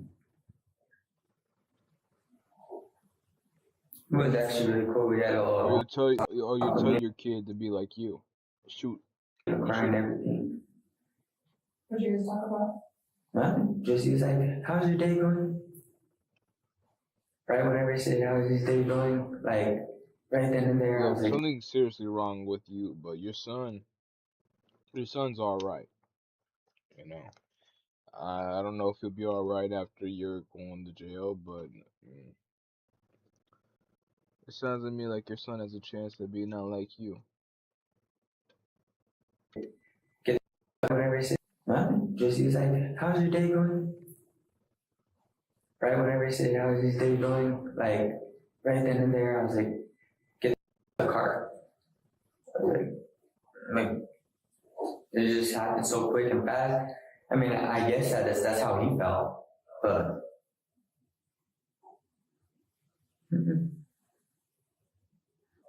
I don't feel no type of way. I usually get anxiety and everything, but This time was a little bit different.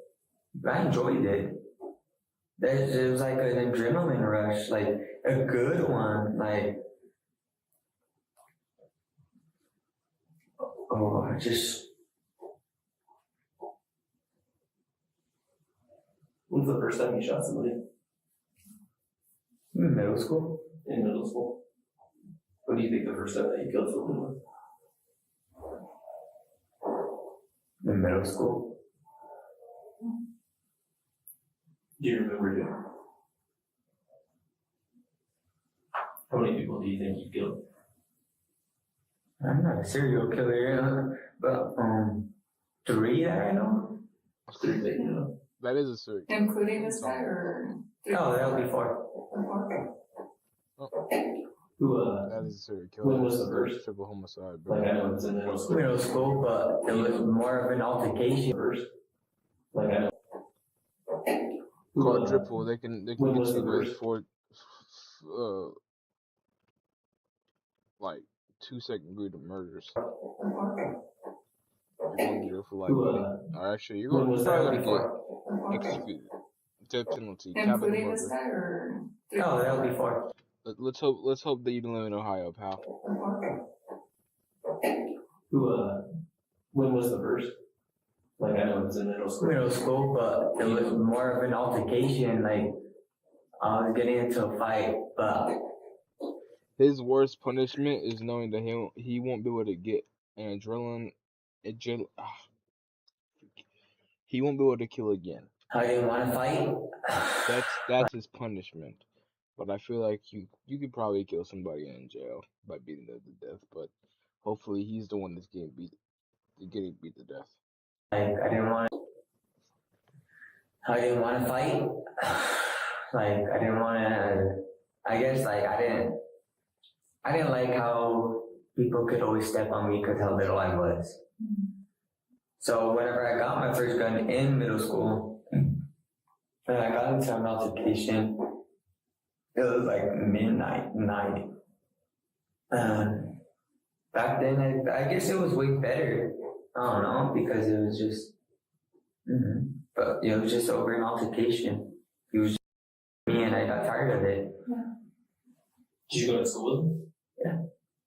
Which school? Truman. Truman? What was his name? I don't recall. He wasn't really popular either. He was just like one of those kids that we used to always think they're all big and bad and just, I don't know. Oh, he's clearly still mad about it. So he's clearly still in that mindset as he was as a kid. He probably thinks that's how everybody is. Probably still. He probably never grew up out of his head as he once was a kid. So he never really grew up.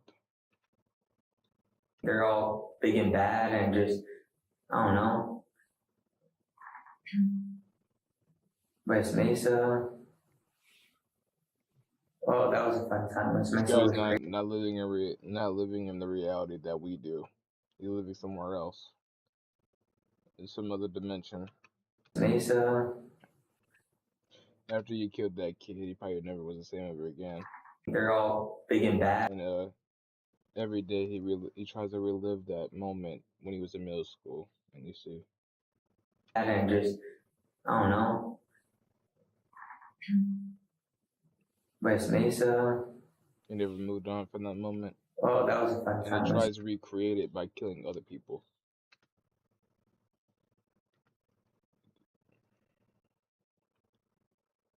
It's like, oh, that was a fun time. West Mesa was crazy.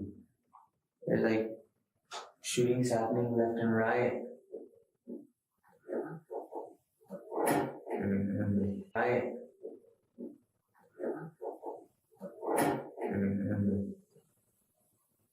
West Mesa High School? Mm-hmm. Oh, you're saying West Mesa was crazy because there were shootings. Oh, yeah. There was a bunch. Right, yeah. Where'd you shoot the first guy? Right over Rio Grande. To the actual river or the school? River, whenever it wasn't dried up, like how it is now. So he knows where they are. Did they ever find out? I don't think so. I mean, I haven't got locked up for it. No, I mean, I know that didn't like identify you as like the person involved, but did they kind of? Yeah. The first alleged murder, if it truly happened the way that Schelecki has claimed, would have taken place likely sometime from 2019 to 2021. Schelecki has claimed that it was a fellow classmate at Truman Middle School that he shot. However, we were unable to find any records of students who had attended the school at that time dying as a result of a homicide. However, the next claims he make eerily echo some unsolved cases around the Albuquerque area. Who was the second? Do you remember? It was out in the Mesa. It was just because I was with some friends. Who were the friends that you were with? Just older than me. They were way older than me. I had a gun, and then they didn't like this person. They told me, "You're one of us, and you're not. Go shoot them right here, right now. Go shoot them." I was like, what I got taught is it's so much easier pulling the trigger than it is to be good. And yeah, I mean, it is. It's 10 times easier. How old do you think you were then? They were way older than me. I was like high school, started freshman, second one. They were like 24, 25. I was like barely like 15, 16.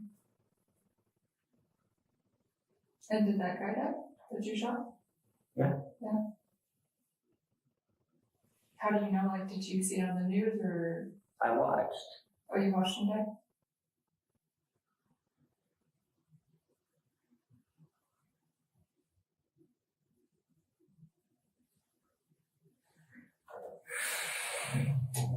Just thinking about it. Mesa was that one?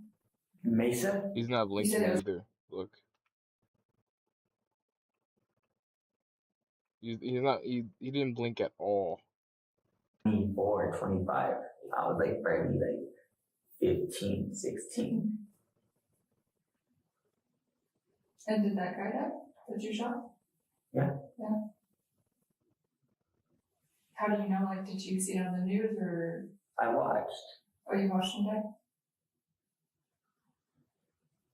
Look, see? He's not moving. He's not even blinking. It's like he's thinking about that moment, and he's fantasizing about it, or he's doing something. Because it brings him joy. It brings him comfort. See? what is going on? He like froze, And daydreaming what about it. Mesa was that one? Mesa? You said it was in the Mesa? So Mesa? Yeah. Yeah. So which Mesa? Because there's like a lot of. Yeah, you're right. The one by the casino. You go down Frontage Road. Go down Frontage Road, and you'll come up on the casino, but it's going down the bridge. Go under the bridge into the Mesa. Okay. Kind of where everybody goes shooting? Yeah. You know if they found his body out there, or did you hear anything about that? And then what about the third?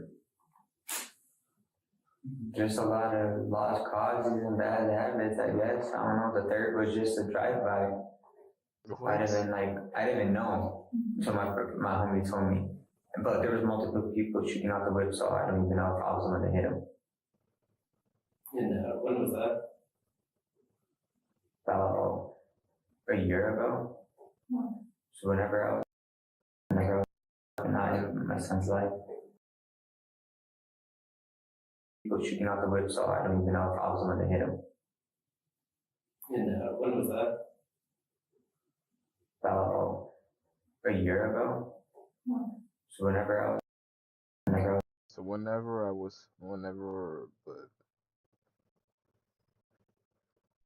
not in my son's life. Do you remember what part of the town?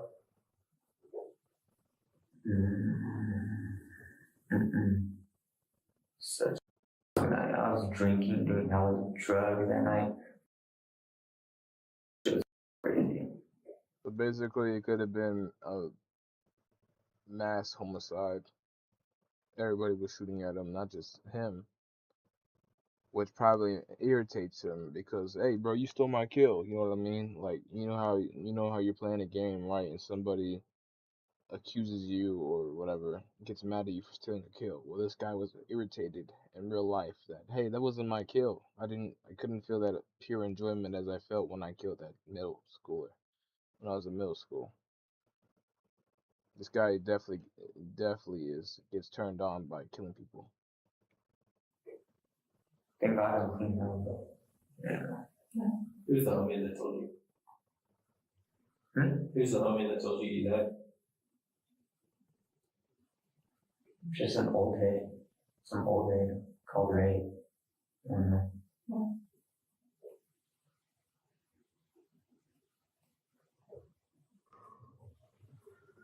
And then this one would make number 4. But it's not just these 4 alleged murders that police are looking at Shelicki for. At the time of this interrogation, he was being charged with CA after allegedly doing this to his young half-brother. Holding a firearm to the head of a child is violent and clearly was disturbing for the alleged victim. The judge decided that he was too dangerous to be offered bond on that case alone, which doesn't even touch on the one we're watching underway here.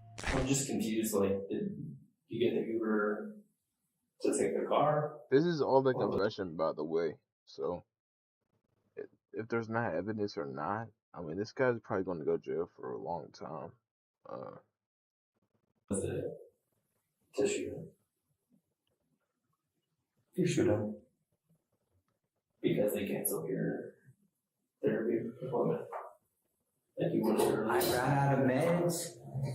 I mean, I haven't been taking my meds. I was supposed to, and then my baby mama even told me, it's like, you're acting different. Like, you're getting angry, you know, you're getting frustrated, I guess I was just acting weird and different. I don't know what it was. Yeah, she was telling me to take my meds. And I was like, I haven't took my meds for like a week already. I mean, like, I don't know what it was. I know there was a reason why I did not take my meds. I forgot to take my meds, and then whenever I forget to take my meds one night, and then the next day comes, I don't feel like taking my meds because how my meds make me feel. I'm on hydroxyzine, one for my liver because I've been drinking a lot, so my liver needs to heal. And then for anxiety and for, there's another one, but it's for like depression. and it also involves like being fidgety, or I don't know what it is. I just take at least 5 or 6 every day. Yeah, because you mentioned that he goes see a therapist. Do you know you're diagnosed with? Depression, bipolar, but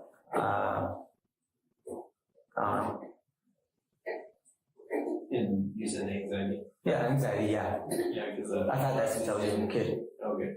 Yeah, I think that's from the hydroxyzine as well. So,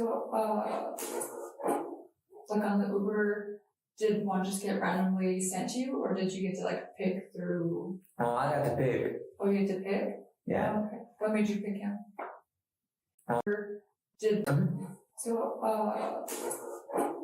Like on the Uber, did one just get randomly sent to you, or did you get to like pick through? Oh, I got to pick. Oh, you had to pick? And he's smiling about it. He's smiling about picking his victim.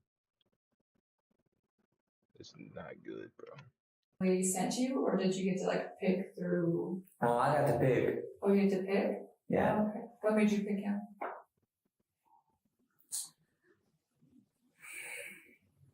I don't know what it was. He seemed like a good guy. Yeah. I don't know. I mean, I don't really go for good people, but I mean, I think he was. I mean, just like that's. I do feel bad for him a little bit, but I don't.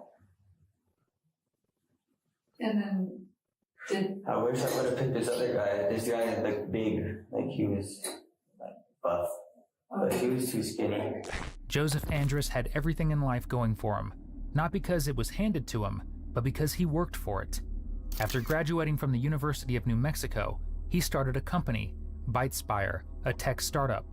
Given that he was fronting all the costs himself, he took to driving for Uber as a means of furthering his company and his vision. Tragically, August 6th into the morning of the 7th was his first ever Just to think that this could have been prevented, but just by him not even going Uber that night is so crazy. time driving.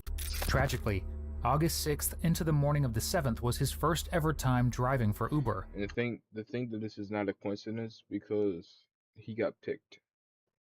He was targeted, and he was picked personally. He was excited. Morning of the 7th was his first ever time driving for Uber. He was excited. He was making his dreams a reality. And for no reason at all, that was all taken away from him. His mom described him as someone who oozed with joy and generosity, and in a flash that was gone. For reasons that Shelicki unashamedly goes on to explain. I mean, like, yeah, I mean, getting bullied for so long, you end up being the bully. I mean, it's really starts you. You're more worse than a bully. But I mean, I guess, I don't know, it's really, I mean, I just picked him. I could have picked someone different. I really could have, I wanted to, but he was just the first one that shows up. Like, you know how you, like, put out the Uber, It doesn't matter who and it is. It's just they send you an Uber straight away? You can request for a new driver because the driver doesn't, like, he looks creepy or he looks, you know what I mean? Like, you don't trust that driver, so you're like, oh, okay, I want to get someone. And this is my first time ever doing it in an Uber, so, yeah. It's crazy how it's your first time, and it was that guy's first time, too. Usually, I'm just out and about. Staring. I'm not in a car or anything. He just freezes up. I mean, except for drive-bys, but that's just different. I don't like that. I don't like shooting at something I can't see. No feelings to it. Oh, yeah.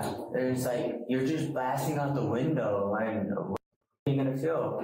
I mean, like, I remember my first one. Oh, that made me sleep every night. I don't even know how to put it. Beautiful? I don't know. I've never ever really got to talk the way I get to talk now because my family and all these medications. And therapy, oh my gosh, and therapy did not work until like now, until like after graduation of high school. And I still don't like therapy because they're like, why do you feel that way?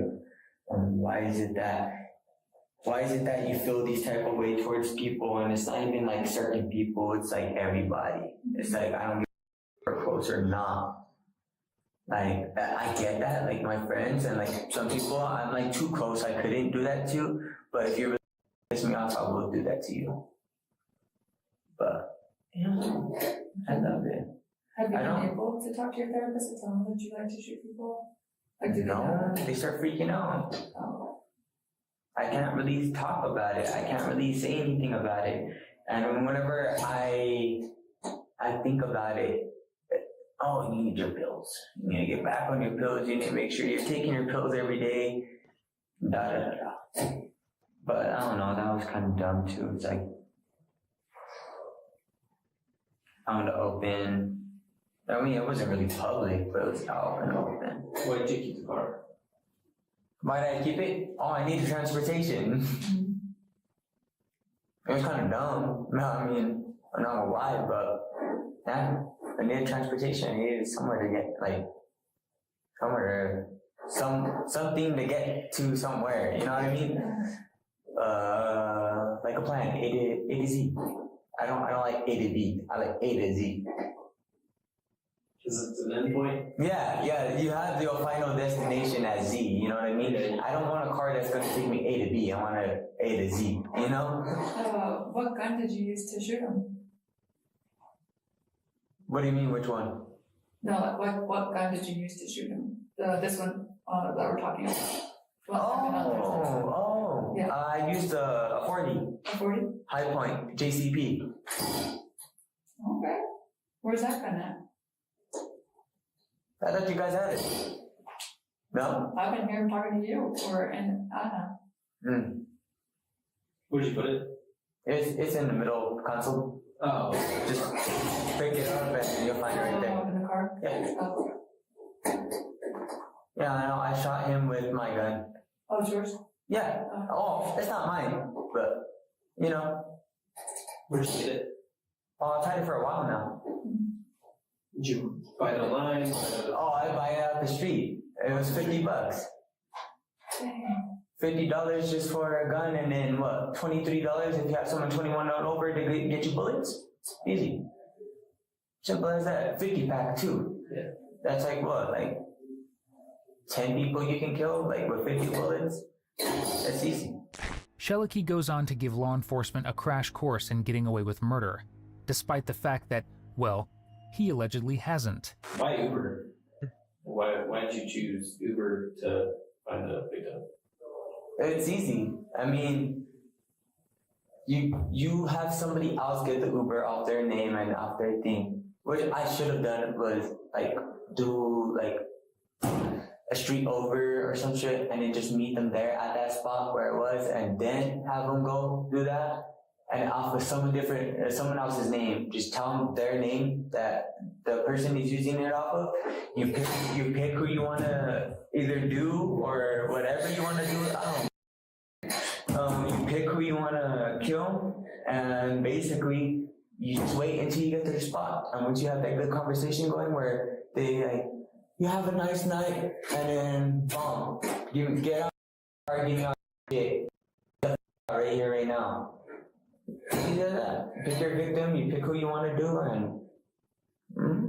and then I needed a ride, so I was like, might as well take the car. Were you like planning this, or did it just happen that way? Oh no, I thought of it like right then and there. I was like, I have a gun, I have some bullets. I was like, hey, can you give me an Uber? I was like, I'm gonna go see my friend, and then we're gonna go pick up a car. We're gonna go get a car. And she's like, what car? You know, I didn't tell her exactly what I was doing, but I was like, oh, my homie owes me a favor, and he's gonna let me use his car. So then I just got the Uber, and then Mom, I was like, I might as well get a car and a body with it. I was like, cause what intentionally I wanted to do was just let some steam off. But I was like, I need a car. I was like, I don't feel like walking back.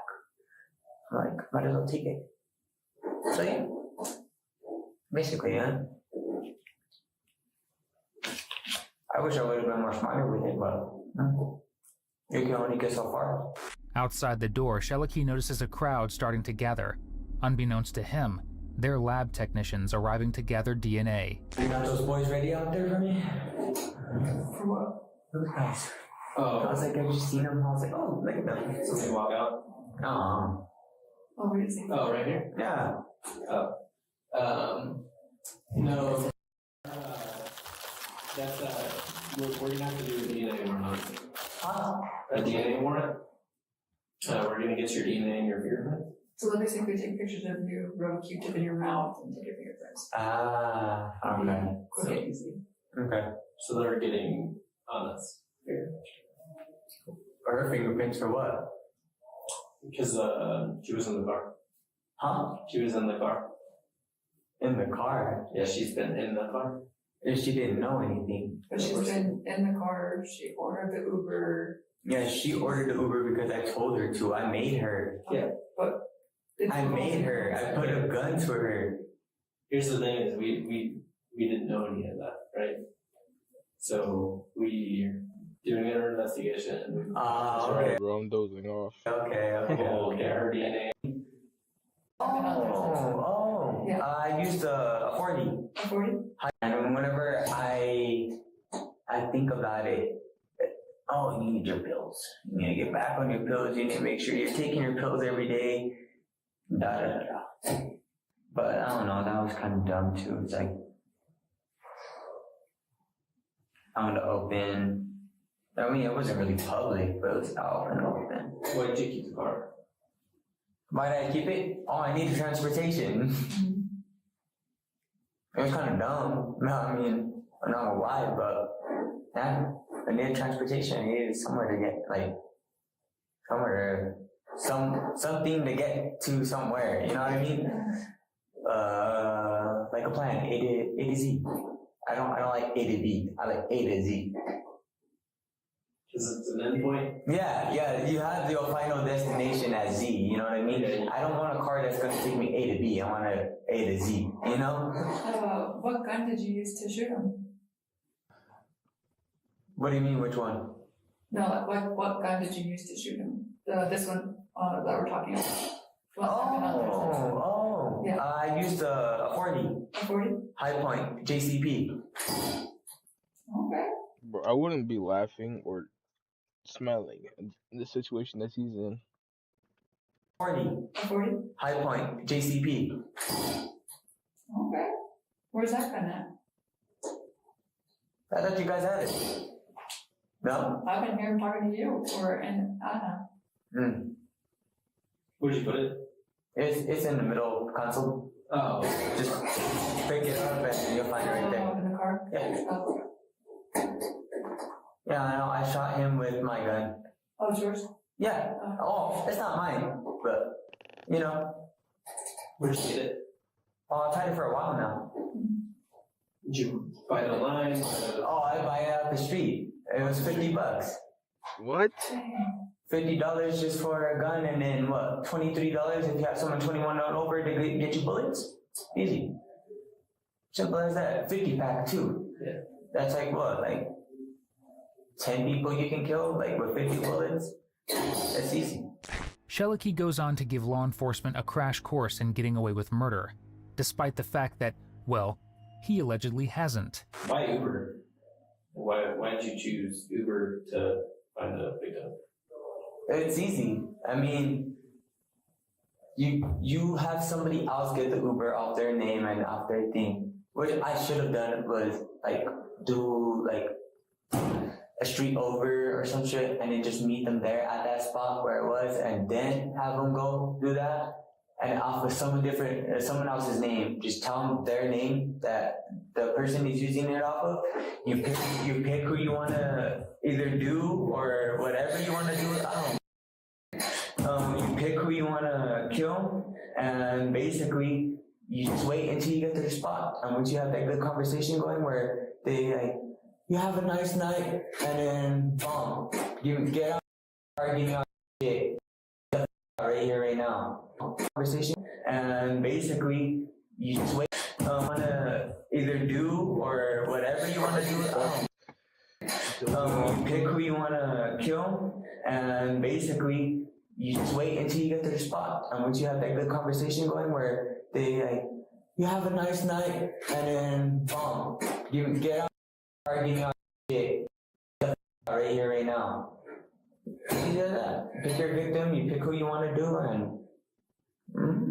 and then I needed a ride, so I was like, might as well take the car. Were you like planning this, or did it just happen that way? Oh no, I just like, I thought of it like right then and there. I was like, I have a gun, I have some bullets. I was like, hey, can you give me an Uber? I was like, I'm gonna go see my friend, and then we're gonna go pick up a car. We're gonna go get a car. And she's like, what car? You know, I didn't tell her exactly what I was doing, but I was like, oh, my homie owes me a favor, and he's gonna let me use his car. So then, I just got the Uber, and then, Mom, I was like, I might as well get a car and a body with it. I was like, cause what intentionally I wanted to do was just let some steam off. But I was like, I need a car. And I was like, I don't feel like walking back. I'm like, might as well take it. So yeah, basically, yeah. I wish I would have been more smarter with it, but you can only get so far. Outside the door, Sheliki notices a crowd starting to gather. Unbeknownst to him, they're lab technicians arriving to gather DNA. You got those boys ready out there for me? For what? Those guys. Oh. I was like, I've just seen them. I was like, oh, look at them. So they walk out? Oh, where is he? Oh, right here? Yeah. No. That's, we're gonna have to do a DNA warrant. A DNA warrant? We're gonna get your DNA and your fingerprint. So they'll basically take pictures of you, rub a Q-tip in your mouth, and take your fingerprints. That's, we're gonna... No. That's, we're gonna have to do a DNA warrant. A DNA warrant? We're gonna get your DNA and your fingerprint. So they'll basically take pictures of you, rub a Q-tip in your mouth, and take your fingerprints. Okay. Quick and easy. Okay. So they're getting on us. Her fingerprints for what? Because she was in the car. Huh? She was in the car. In the car? Yeah, she's been in the car. If she didn't know anything. But she's been in the car, she ordered the Uber. Yeah, she ordered the Uber because I told her to. I made her. Yeah, but... I made her. I put a gun to her. Here's the thing is we didn't know any of that, right? So we're doing an investigation. Oh, okay. We'll get her DNA and her fingerprints. Alright. That doesn't mean that she's gonna get arrested. Yeah, of course, yeah. It's her first offense. Yeah, so we're going through it. She did admit to driving the car. Involved in murder, probably. Yeah, she was driving the escape. Huh? She admitted to driving the escape. Oh, the car. I was like, the escape? I was like, what? There's like an escape route? I was like, there was no escape route. The Ford escape? Yeah. So that's fine. And then we'll have them kind of come in here and do the same for you. Police are desperate for Sheliki's DNA for two reasons. Firstly, because they want definitive proof, other than his word, that he was involved in the murder of Joseph Andrus. Secondly, to run his DNA against open unsolved cases across the state, because if he has killed as many people as he's claimed, there may be even more out there. And it's not just his DNA they want. Fortunately for them, at this point, Sheliki is loving the attention. What's the passcode to your phone? Yeah. Passcode to my phone? We're gonna do a search warrant. Yeah, I kind of thought so. You guys are gonna get through it anyways, right? Or you just make it easier? It'll make it easier. Bet 030122, I got you. No problem. Might as well. I'm already in cuffs. Nothing else to hide on. Oh my gosh. Did you not think that we were gonna figure it out? Sooner or later. Just not so I just didn't think it was gonna be so soon. What were you planning on, like, how long were you planning on keeping the car? Literally, I was about to ditch it today. What was the plan? Go leave it out in the mesa. Swap it down with some Lysol, some wipes, everything I needed just to wipe the whole down, and then I was gonna put a cloth in, like a long cloth or like a towel, and shove it down the pipe, the gas thing, and then just light it. Yeah. It's easy. But yeah, you can move out. Or just ditch it somewhere. So you hadn't fully thought about it. It was planning on ditching it today. Yeah. I've always had these thoughts, but it's just like, it's always been like, off and on. Or like when I feel that type of way, I have to deal with it. And like get it done and over with. Will the feeling go away? With like, off and on. Or like when I, it was planning on ditching it today. Yeah. I've always had these thoughts, but it's just like, it's always been like, off and on. Or like when I feel that type of way, I have to deal with it. And like get it done and over with. will the feeling go away? With like, when you get this feeling, does it go away, or do you have to? I have to at least like do something like smack somebody or like beat up or something. Oh yeah, me and my brother, I love to get him all drunk. My older brother, he's like 22. I love to get him all drunk and then just beat him up. Because like he always starts shit with me, and like whenever he's drunk, he used to always beat me. And this one time I got him all drunk. I didn't see how you like it. I beat him up, but then that's the closest I'll ever get with family. It's like I'll just beat him up. But the one person I'll never hit is my grandma, because she'll probably do worse. Yeah. It's just one thing. I don't hit women. I don't have any intentions on hurting any women. Just men or like guys or. And you have fun in prison, bro. Like hurting any women, just men or like guys or like someone my age. It can't be any younger or older. I love older because it's just. I don't know, you seem like a little dude, you know, and like if I start pressing you or some shit, you're gonna be like, here, you're like, what is your little doing? And then I don't know, I just smack you up, like, I don't know. But yeah, really, yeah. I still want to go to college, but let's see if that happens.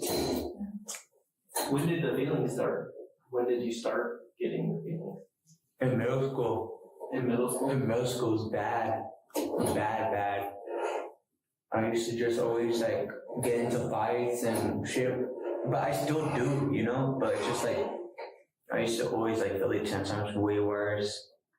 And right now, it's just like, I've been taking my meds for so long.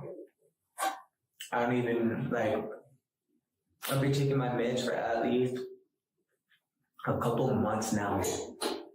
Ever since I've been in therapy, but then I stopped taking them like recently, and I know how it's affecting me because I get mood swings. Like I'll be, I don't know. She says that I'll be happy for a second, and I don't know where I'm pissed off. But yeah. Did you get those feelings when you were taking your medication? No. I can actually like cope with how I feel, and like I guess like not be so angry. At least like just chill, like calm, and not overthink about shit. And there's nothing that made you like not that like happened or that made you not take your meds? I didn't like that. I didn't like having like feeling trapped.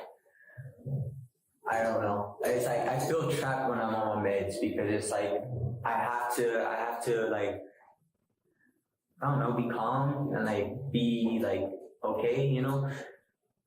Like on my meds, like that's how I am. It's just like going through it like a regular person would, and it's just this is me not on my meds at all. And just I don't know what I am, you know? Which version do you like better?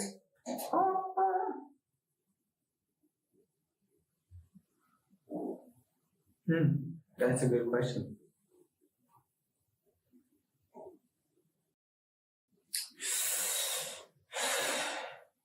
Interacting with them, like at least being able to like interact with people, I'd rather be on my meds. But if I don't want to talk to anybody, and if I don't want to anybody, and I'd rather be antisocial than social, then I'd rather not be on my meds and be how I am.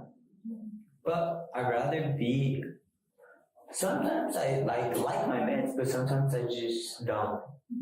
And it's like whenever I get mad and angry, it's like sometimes my meds don't even help. But it's like they really do. I don't know what it is. It's just like I'm off and on with my meds, like sometimes. So it's like I have to find like Well, I feel like being in America and not taking any meds for anything is a really good win for me, because I notice how every single person is either on antidepressants in America, and I'm probably the only person that hasn't taken meds like that. The only meds I take is Tylenol, and that's when I'm hurt or when I'm sick. So I feel like I have achieved something, for not being on meds. I don't know, bro. I'm like I'm fully in control of my body. I'm off and on with my meds, like sometimes. So it's like I have to find like they prescribe new ones and then get rid of the old ones and prescribe new ones, or up the dose and lower the dose. So I'm like still trying to find the perfect ones, the ones that will help, I guess.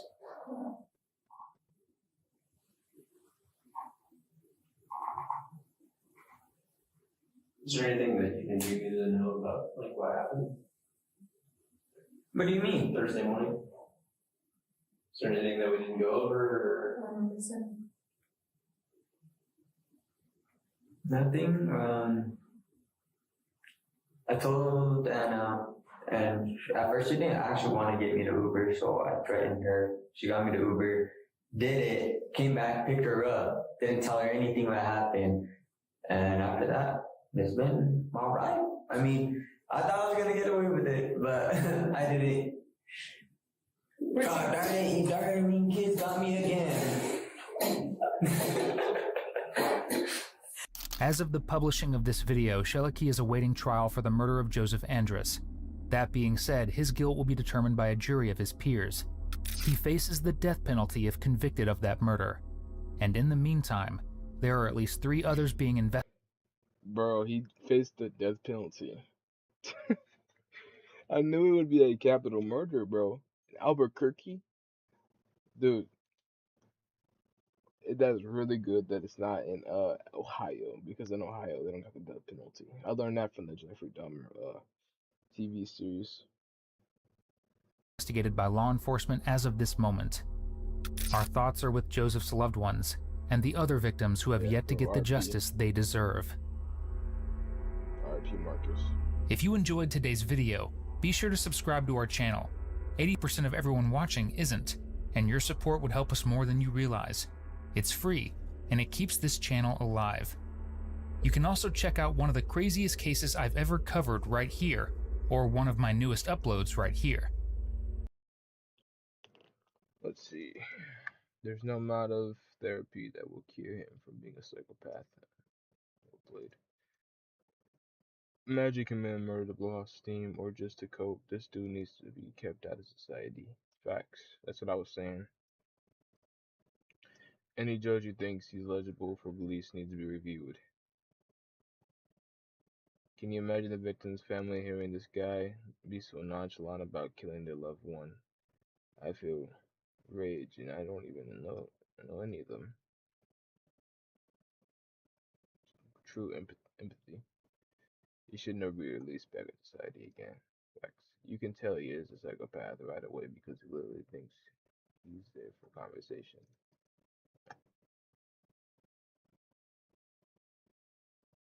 What's his name? See.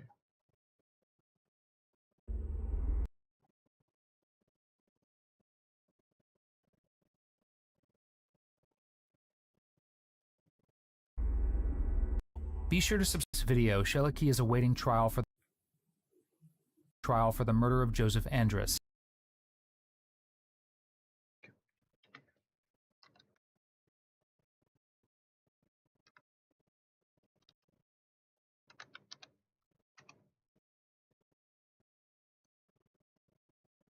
That being said, his guilt will be determined by a jury of his peers.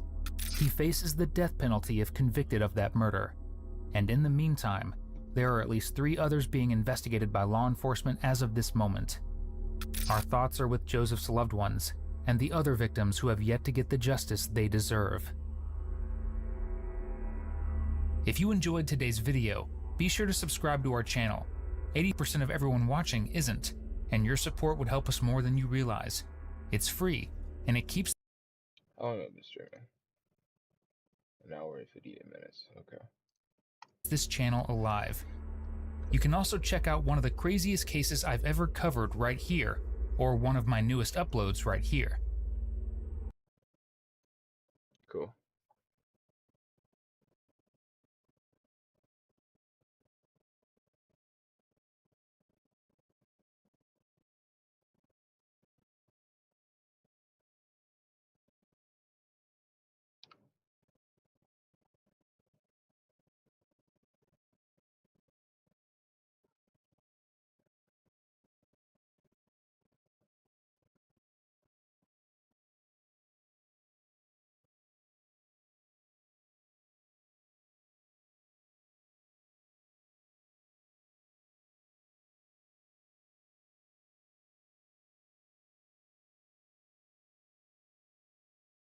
Hey, what's up guys, and welcome back to the channel. Unhinged confession threads. This is published by Snook. Go ahead, subscribe to him. I'll like from a disgusting confession of a Reddit user exploiting his sister for financial gain to user who confessed that he is a part of his mother's ultimately demise. There are some unhinged confession threads. These stories are truly some of the most shocking and depressing stories I have read. I hope every op and emailer in this video is doing better now. Would you like me to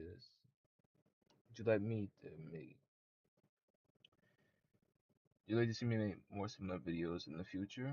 Leave your thoughts down below in the comment section. Make sure to like and subscribe. Okay, and today we're getting into some unhinged confession threads where I read some confessions from Reddit and some confessions from you guys, viewers of the Snook channel. And it is a wild and, like the title says, unhinged mix. So you'll want to make sure to stick around. And I appreciate you stopping by. It means the world. Please like the video and subscribe to the channel. The channel's goal is 1 million subscribers before the end of the year. So please subscribe. And if you'd like to have your confession in a future confession threads video, please send to the email on screen now. Thank you. And all right, this video will be long enough already, so sit back, relax, and grab a drink and grab a snack. And without further ado, let's get into some unhinged confession threads. I pimped out high school girls for 2 years. One of them was my sister. Ask me anything. Of all the bad things I did back in my drug... He pimped his own sister.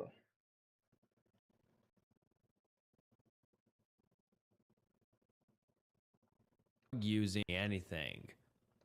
Of all the bad things I did back in my drug using, partying days, this has to be the worst. When I was in my early 20s, I dated a high school freshman, and whether it was just because of my influence or whether there were other factors in play, I'll never know. But she was a really screwed up girl. I didn't care. Back then, all I cared about was booger sugar, pills, partying, and effing. Mary was into all of that, but there was a problem. We didn't have much money. She was just a kid, and I barely made $250 a week at my shitty landscaping job. One day, I had her with me while picking up some pills, and the dealer, stoned as fuck, told me he'd give us 2 extra pills if she slept with him.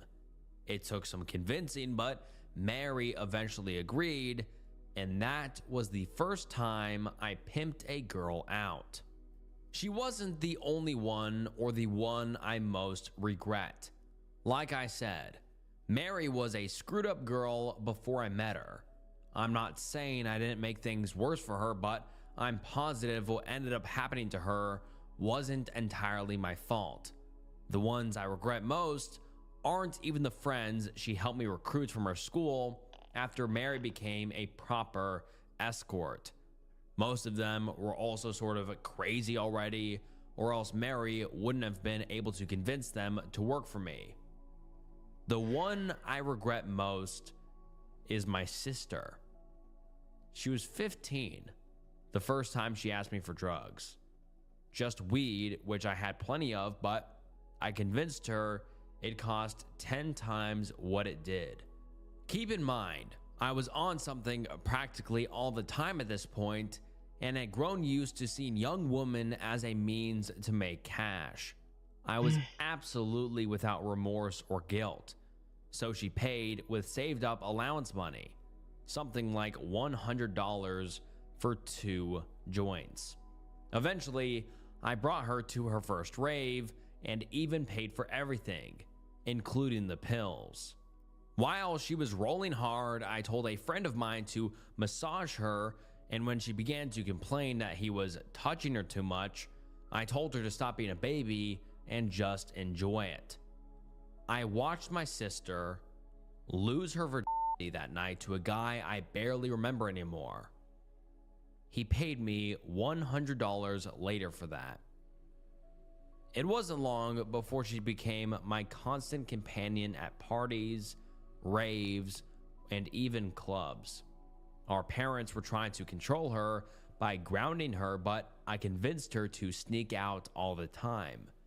She and my 2 main girls, including Mary, would go out and get high, and then I'd hook them up with someone. I would take the majority of the money, and they never complained because they were scared of me for a couple of reasons. They were scared I might hurt them because, yes, I barely remember doing so, but while booger sugared out, I was known for getting violent. They were also scared whenever I threatened to leave them or cut them off. They saw me do that to a few of their friends, and they didn't want that to happen. This went on for 2 years. It ended after my sister was arrested for possession and solicitation. I'd had the bright idea that my girls should be getting their own Johns, so I started bringing them to clubs where I knew the bouncers and send them in to find customers for their services. It worked well for a few short weeks until my sister got caught up in a police raid. They arrested dozens of people that night, my sister included, but she was by far the youngest. After that, only Mary remained of my girls. The rest were scared now, and my sister was in a drug treatment center. I tried getting some of them back, even some of the ones I'd gotten rid of before, but I was circling the drain and they seemed to know it. Suddenly, I wasn't the cool older guy, I was the loser druggy guy. What finally got me to change was the day I brought Mary over to one of my dealer's friend's place. This friend was supposedly really into young redheads and would pay $300 for some fun with her. My dealer vouched for him, but I brought Mary there myself anyway because I wanted the money. I was back to being broke and I needed cash desperately, so I brought her to this sketchy neighborhood and walked her to the door. Funny thing is, Crazy Mary was for once nervous and suggested we forget about this dude. I insisted though, and by now she always listened to me. When we entered the room, I knew something was off. There were 3 guys there and they had flashlights. They said something about the power being off, and I stupidly believed them enough to let them lead me into the main room. Mary was freaking out by this point, probably because she realized what I hadn't. This house wasn't theirs. Hell, it was an abandoned house. No furniture, total mess, all fucked up. Before all that registered to me, I was attacked. They beat the shit out of me. I barely remember any of it. I do remember being strapped into a gurney and hearing a paramedic say that my lung was punctured. Turns out he was wrong, but I was in enough pain to believe it.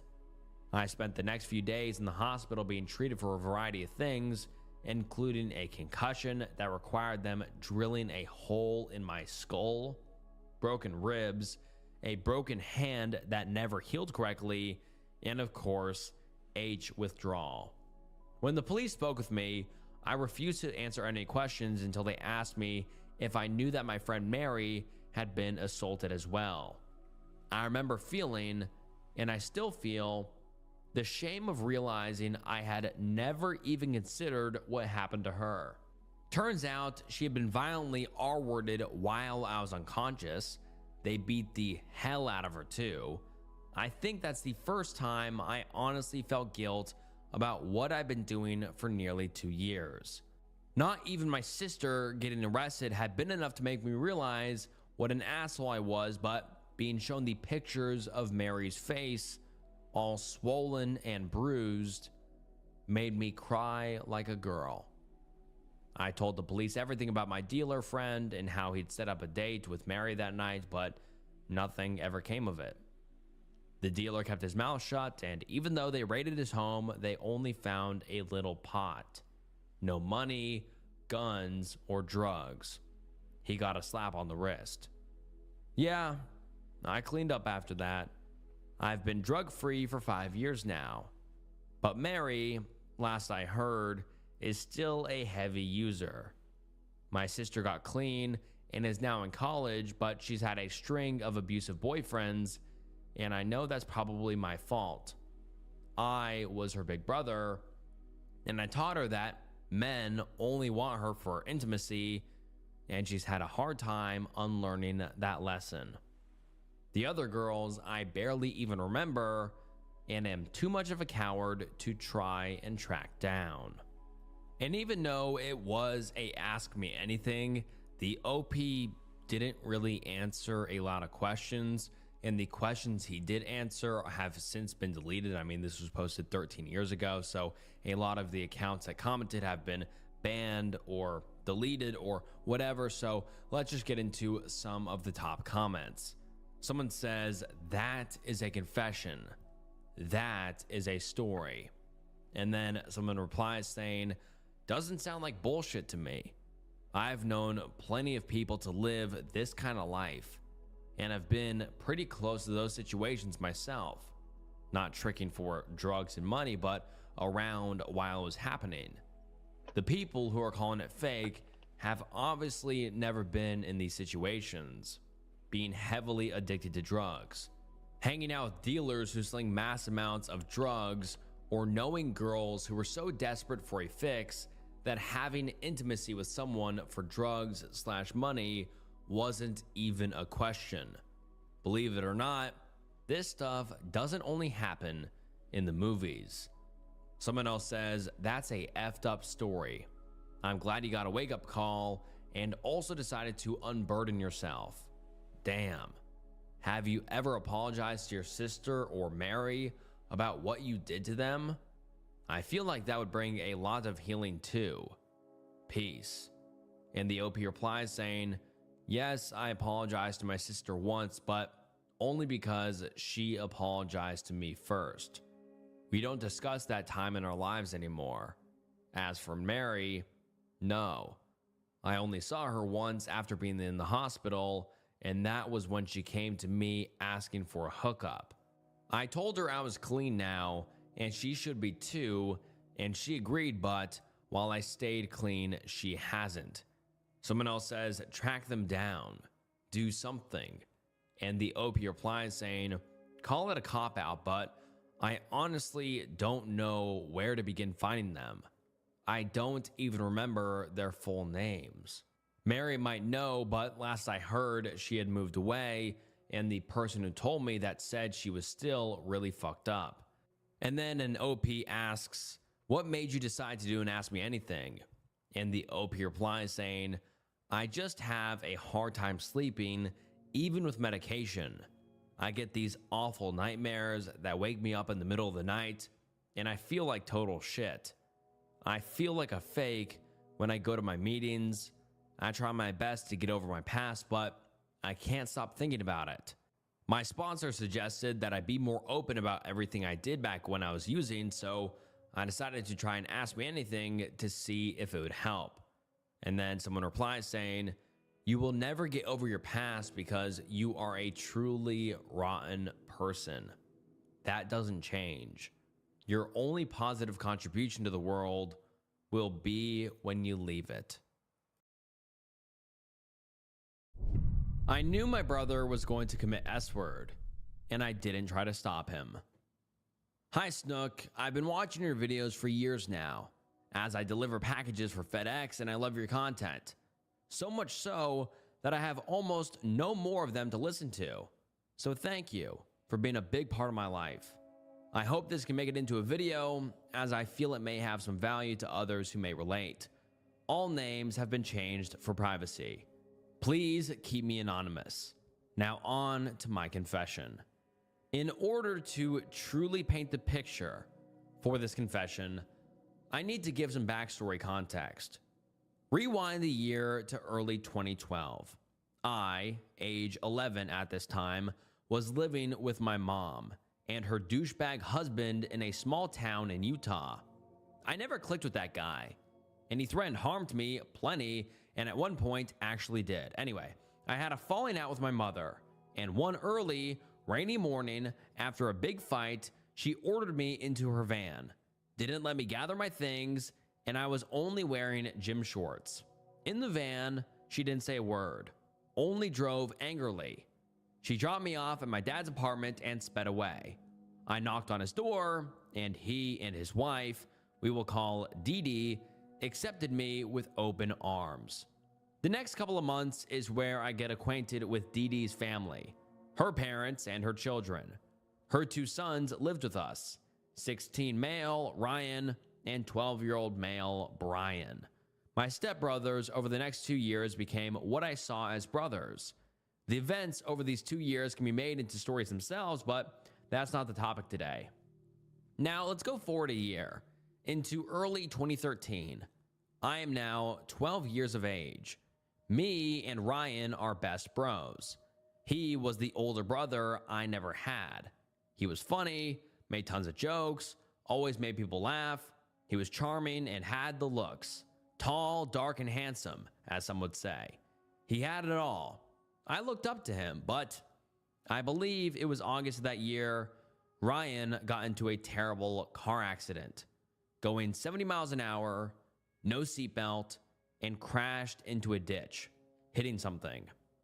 I don't know what exactly, but he ended up flying through his window shield and into the ditch.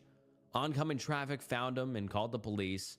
He had a massive open gash in his head and was unconscious. I still remember the call my dad and Dee Dee got. It was traumatic for us all. At the hospital, Ryan ended up needing brain surgery. After a couple of weeks, he made a full recovery and was discharged. The weeks following, I noticed Ryan wasn't the same. He had new interests and didn't make as many jokes. He was suddenly into Mexican music and the language. He lost friends and had an obsession with this one girl at his school. One day, while in my room, he came in with an extension cord and told me something along the lines of, "I swear to God, I'm going to kill this lady," referring to Dee Dee. "I'm going to strangle her with this cord," and all the while had a smile on his face. I found the statement shocking, but at the same time, I also thought he was making a dark joke. He was a jokester after all. Another time, close to Halloween, he bought a mask and would spend a lot of time customizing it. One time, I went to the shed where he would work on his mask, which was black and marked with scratches and expressionless.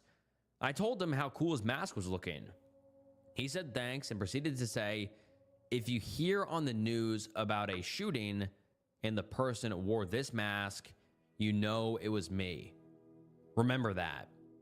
Again, shocking, but I thought he was making a dark joke.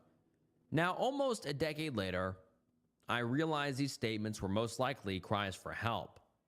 I just wish I could see that when I was so young. Now, another year later, early 2014, I was 13 years of age. I noticed Ryan was a lot more isolated. He hardly talked to people and always seemed angry. I never knew why, but he had temper issues. My dad and Dee Dee's shared birthday was coming up, and Ryan had plans to surprise them with a gift. He told me it was going to be amazing, and they were going to love it, but in the meantime, he was going to write in his journal about his ongoings. A week goes by, and it is now my dad and his wife Dee Dee's shared birthday. Ryan is sitting at the dinner table, writing in his journal. I ask him what he is doing. He replies, shockingly, it's my S-word note. At my immature age of 13 and lack of experience with this type of stuff, I said, haha, no it isn't. Ryan looked up at me, expressionless, like his mask, and simply said, yes, it is. Now, to preface this, at my young age of 13, I have never had to deal with death, especially anyone so close to me. I didn't know the seriousness. I didn't know how to handle this. I've never needed to. I didn't believe him. My heart hurts with what I'm about to type out. I told him, if he was going to do it, he should spend the rest of his credit card and buy me things. I know. How disgusting. I obliged. For the rest of the day, my biological brother and Ryan hung out. We walked the town as he told me his plans to commit S-word. Looking back, I knew I believed him by that point, but I didn't want to. I wanted to believe he was just making another dark joke, and we would all laugh about it later. We walked and walked, talked and talked. Then we made it to Walmart, where he proceeded to buy me and my brother things with the rest of his money. At this point, I needed to talk to him. It had gotten too real. We sat outside Walmart and chatted. I told him he shouldn't do it. He couldn't do it. We love him, and so many others do. But he would go on to tell me nothing would change his mind. Nobody was going to stop him. Then he made a statement that still chills me to this day. He said, "You realize, if I don't do this, I'm going to kill everyone, right? I'm going to kill everyone and go to prison." To which I replied, "Even me?" And chillingly, he simply replied, "Yes." Then he said, "So I need to do this. I don't think you want me to end your life or your dad's. So if you try to tell anyone or call the police, I will kill you all and commit S-word later." Following this was silence. I didn't know what to say. I was terrified. I didn't want him to follow through, and I didn't want him to kill us all. We finished the walk and ended up at his grandparents' house. This is where he dropped off the Walmart supplies and his S-word note. He told them not to open any of it until 9 p.m. It was a surprise. For whatever reason, they agreed. His grandparents took me and my biological brother back home, where just before leaving, Ryan looked at me with a smile and said, "Bye, bro. I'll see you tomorrow." This statement leaves a deep sadness in me to this day. I stay silent. Now at my dad's and Dee Dee's apartment, an hour goes by. Just me and my dad, alone, as Dee Dee was at a meeting. We were playing video games and eating dinner. Then my dad gets a call. I knew what that call was. I look over to my dad. He is stunned. He puts a hand to his mouth and begins to silently cry. I've only ever seen my dad cry like that twice in my life. This was serious. He hangs up the phone, looks at me, and says, Ryan fucking committed S-word. He fucking committed S-word. I began to cry. We cried and hugged on my dad's birthday. The note, which was titled The Comedian, was opened too late by his grandparents, and it revealed everything. His plans to commit a shooting, the reasons he came to this decision, so many reasons. We found out a big reason was his father was also committed S-word while he was a young boy, and his family would SA him. The birthday surprise he had for my dad and Dee Dee, it was terrifying. He was going to kill them both. Then me, my brother, and his brother. But he didn't. I guess I can thank him for that. But in the end, I still feel guilty. I wish I knew more. I wish I was more mature. I wish I pulled him out of that. All the red flags, all the warning signs, I was too young and stupid. My brother committed S-word, and I didn't stop him. To this day, over a decade later, I am now 25 years old. I have lived longer than he did. I have a beautiful wife and 2 beautiful children. I have everything he never got to have.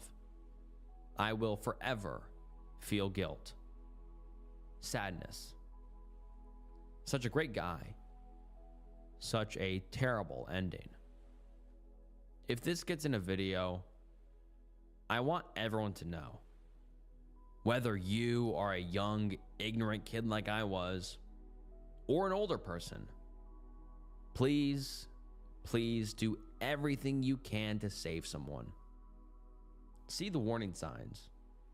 Take their words seriously.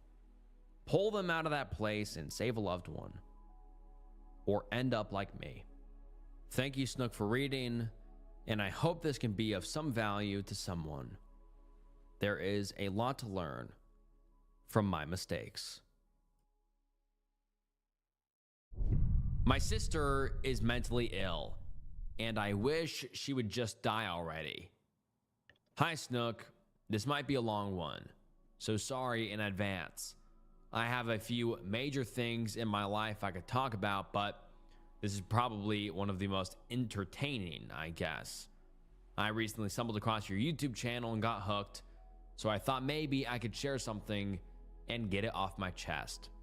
Obviously, I'd like this to stay anonymous and do with it what you will. My sister is bipolar and schizophrenic. She is mentally very unwell and keeps having children. I currently have 5 nieces and 1 nephew from 3 different fathers.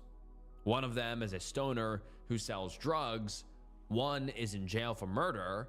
He also threatened my mom and said he would throw acid on her face. And another is an alcoholic who has 3 or more R-word allegations against him.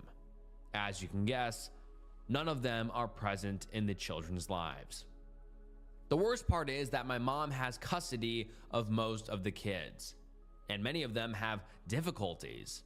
One has ADHD and autism, one has an 18-month developmental delay, and another also has autism.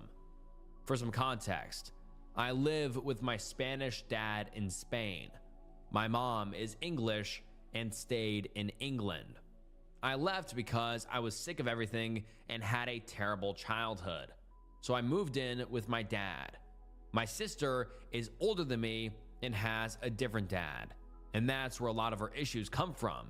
Her father was Middle Eastern. I can't remember exactly where from. He forced my mom to convert to his religion and basically treated her like a slave. When my sister was a child, she was repeatedly abused and R-worded by her dad and her uncles. A few years later, my mom had me with my dad in Spain, and I had a relatively normal childhood until I was about 5 or 6. When my parents split up, I'm surprised I remember so much from that time because I was so young, but I remember getting along well with my sister back then. When my parents separated, I moved to England with my mom and my sister. I don't think my sister even remembered what had happened to her until later on. In England, she got mixed up with the wrong crowd, started smoking weed, taking drugs, and getting into trouble. From that point on, I felt like she wasn't the same person anymore. She completely changed. When everything seemed to be going well, at least from the perspective of a 6 or 7-year-old, everything suddenly turned. I left England and moved back to Spain when I was 13. Over the years, my sister was diagnosed with bipolar disorder and schizophrenia, and she has had 3 psychotic episodes. From what I understand, each one can cause serious damage and reduce cognitive function. She goes on and off her medication. When she's on it, she's like a piece of furniture, glued to her phone and completely disconnected from the kids and everyone else. When she's off it, she becomes unstable again and ends up getting pregnant. It's honestly insane. She's driving my mom to the brink, and most of the family wants nothing to do with her anymore. I feel powerless because I'm in Spain and can't really do anything to help. Sometimes I just wish she would drop dead so everyone could finally live their lives in peace. I especially feel bad for the kids because they must be traumatized by all of her episodes. I know it's not really her fault. She had a horrible childhood that left her deeply traumatized and mentally scarred for life, but at the same time, I also had a terrible childhood because of everything that happened around her, and I don't go around causing that kind of trouble. I know she probably isn't capable of thinking the way most people do, but it's still incredibly frustrating because all she seems to do is cause pain for everyone around her. Recently, during her last pregnancy, doctors said that both she and the baby almost didn't make it.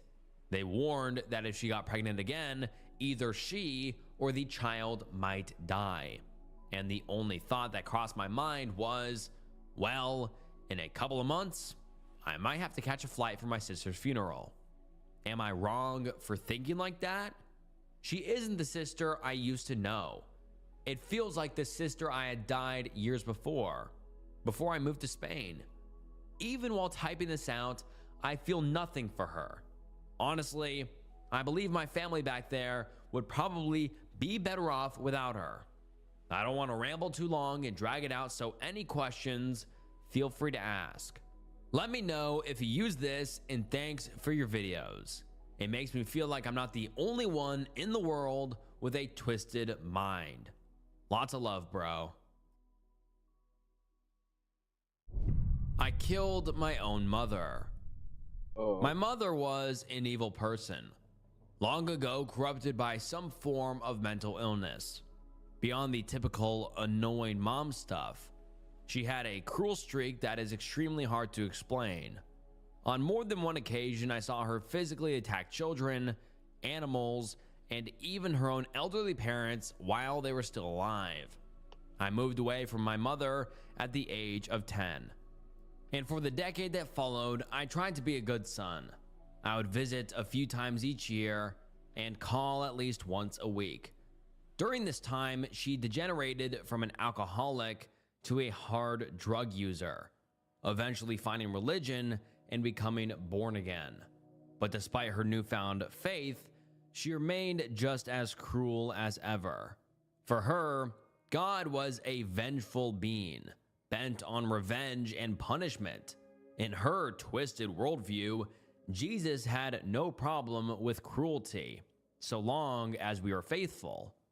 Faithful to what exactly? I don't know. When I was in my early 20s, I went to visit my mother, and we ended up going for a long drive together. We hadn't planned anything, but we ended up in the mountains about an hour west of town, and decided to go for a hike like we used to. She was actually in a rather pleasant mood that day, and I had some important news to share. I was about to become a father myself. After an hour or so of hiking and talking about this news, we stopped at a little plateau to admire the view. The ledge was next to a steep drop-off, offering an incredible view of the Rockies behind us. It was like something out of a National Geographic special. I suggested we take a photo of ourselves, and she agreed.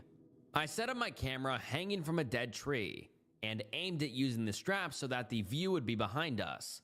I set the timer for 60 seconds and walked back towards the edge of the cliff. I smiled for the camera and gestured for my mother to join me. She did. A moment later, a green light blinked at us, and something inside me activated. Something that had been there all along. Something that is still deep inside me now. Without hesitation, I turned and shoved her off the edge of the plateau as hard as I could. I watched her eyes glow with fierce rage as her neck snapped forward. She stumbled for a step or two and then toppled over the edge. It was so surreal. She looked like Wile E. Coyote. I laughed. Not at her pain, just the absurdity of the situation. And just like the Wile E. Coyote from the cartoons, she was silent.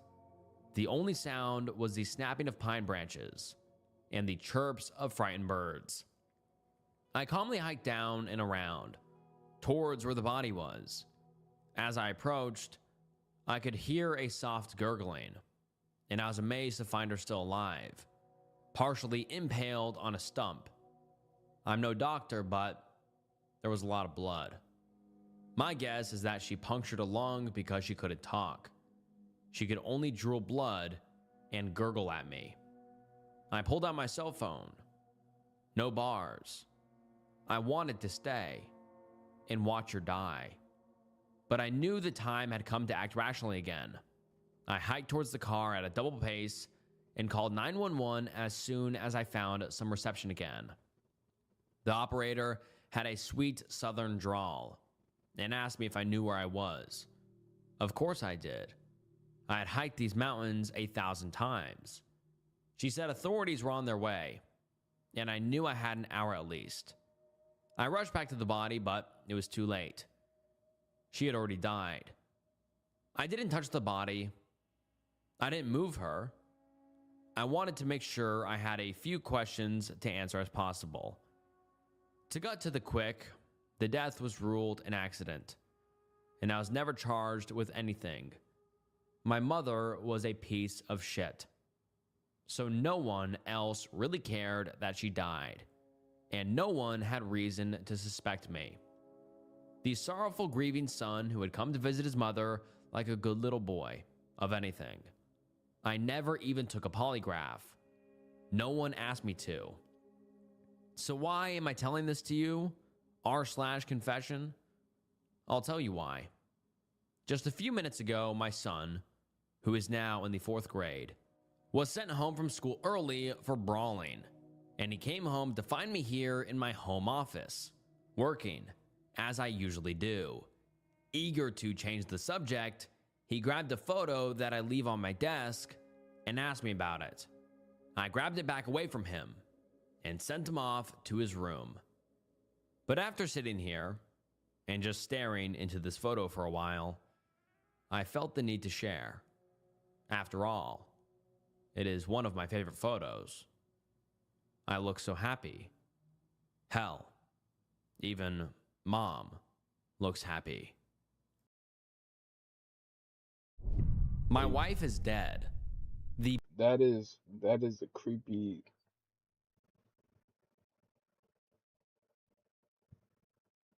That is creepy.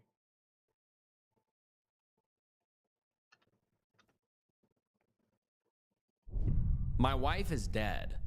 The best Christmas present I could have gotten. What? Play the video. Play the video. At the bed. The best Christmas present I could have gotten. At the beginning of 2022, I caught my wife having an affair with one of her exes. Our marriage wasn't perfect. I was not the perfect husband, I will admit. But I did my best. I put effort into the entire 5 years we were together. I put my all into the relationship. Her, I could not say the same. I was forced to confront the reality of who she truly was shortly after I caught her. She illegally evicted me from our shared home, lied to the police to try and get me arrested, tried to get me fired from my job, and tried to turn all of my friends against me. Some of these succeeded, while others did not. She has made my life. I will be right back. I'm gonna use the bathroom.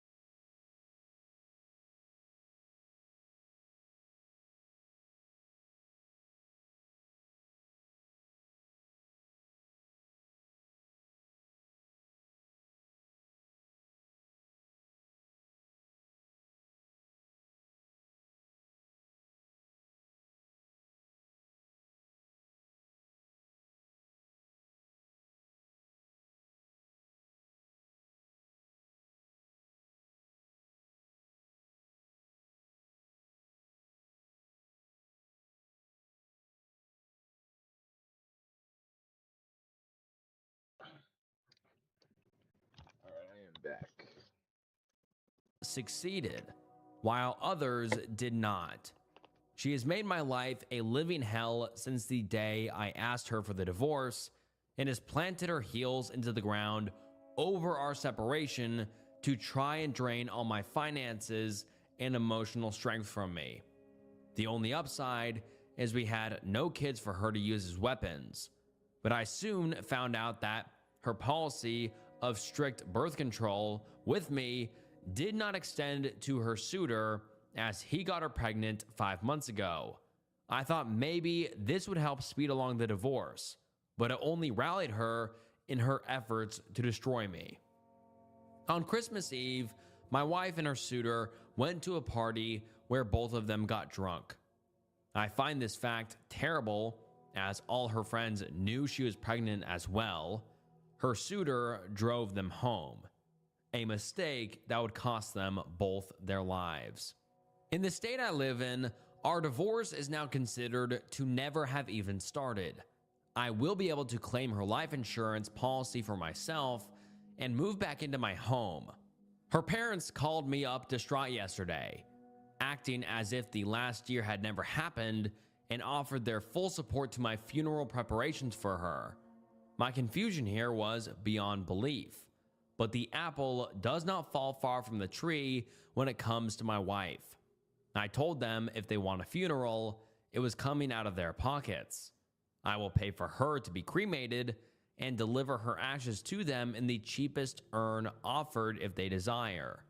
They called me horrible and tried to guilt me about her life insurance, but after only 4 minutes on the phone with them, I hung up and blocked every one of her family's numbers. I'm going to be taking a few extra days off work to move back into my house over the next week.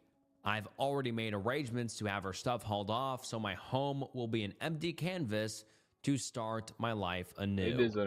I don't know if there is a God or if this was just karma, but I truly believe now that I've come out on the other side of the storm. And then the OP provides an update saying, I have decided to elaborate on a few common threads I see in this post here, as responding to all the comments would be too much. Firstly, some are judging me for the way I'm reacting to the death of 3 people. You're right. It is not normal, nor is it healthy. I feel no emotions toward my ex at this moment. All my hatred, resentment, and regret evaporated when I learned of her death. I feel nothing but relief right now. This void has slowly consumed me over the past few days. I feel numb, like I'm dreaming, like what happened is not real. This woman made my life a living hell for over a year. She set out to destroy me and would not stop until she did. I do not like the fact that I feel this way over the death of 3 people, but that is not a box I feel ready to unpack at this moment. Secondly, I've reached out to my ex's mom today, and things are much more civil as of now. I'll pay the hauling company to move her stuff into one of their storage units, and then can figure out the rest. Her mother revealed to me that they cannot afford to host a funeral for my ex. I am 100% the legal beneficiary of her life insurance. Despite my past hatred for her family, I told her mother I will give them a small amount from her life insurance so they can have a service and arrange burial logistics for her. This is contingent on us cutting ties after, and I will not be involved any further in her funeral. I will still be talking to a lawyer. Lastly, I am not going to elaborate any further, except the only lives lost was hers, her suitor, and their unborn child. Some are saying I should sell the house. Right now, I only want to return to my home. The details of where I end up, either there or somewhere over the rainbow, are yet to be determined. I do not know what life holds for me, or any of us. This event happened, maybe for a reason, or maybe the universe has no logic at all.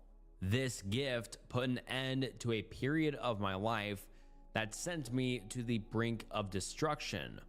It's morbid to think that the death of 3 people was what pulled me to the other side alive. It's interesting how quick it can all change or end. I put peanut butter in my friend's drink thinking she was lying about her allergy. I was young, only in the 2nd grade, and had recently been taught about lying. After our lessons on sinning and doing bad stuff, I developed the idea that my friend, let's call her Lily, was lying about her peanut allergy and just didn't like peanut butter, but was too ashamed to tell me because they were my favorite snack at the time. Not to mention the times when someone would bring in a snack for the class, and we'd always have to check if they had peanuts in them. If they did, the whole class couldn't eat them so that she wouldn't feel left out. I was tired of what I thought was a dumb, made-up lie, and decided to take matters into my own hands by bringing a big jar of peanut butter and waiting for the perfect moment to strike. Once it's snack break, I waited until Lily went to the bathroom to take out my peanut butter jar to slip a spoonful into her cup, shaking it good so she wouldn't suspect a thing. Once Alright, Chad, this is gonna be the last video. Now I'm gonna play some games. she came back, she sat down and drank some of the peanut butter infused water. As she did, I watched with wide eyes, making sure to take in every detail. Now convinced that she's been lying the whole time, suddenly, Lily started coughing uncontrollably, choking and thrashing herself all over the floor. It also didn't help that she forgot her EpiPen at home that day, causing her to convulse and forcing my teacher to call an ambulance. It turned out she was severely allergic to peanut butter, and I never had the gall to tell her what I'd done that day. We are still friends today, and she strongly believes that her father was trying to kill her that day since she got in a fight with him the day before regarding her dead mother. I lied and took a company asset home. I got caught, fired, and 4 years later, I still regret it. This happened 4 years ago, and I still think about it almost every day. I worked in an IT department for 8 years, and part of my job was managing company assets. There was a TV in storage that hadn't been used for years. Nobody ever mentioned it. Nobody cared about it. At least, that's what I told myself. So I decided to take it home. But I didn't just take it quietly.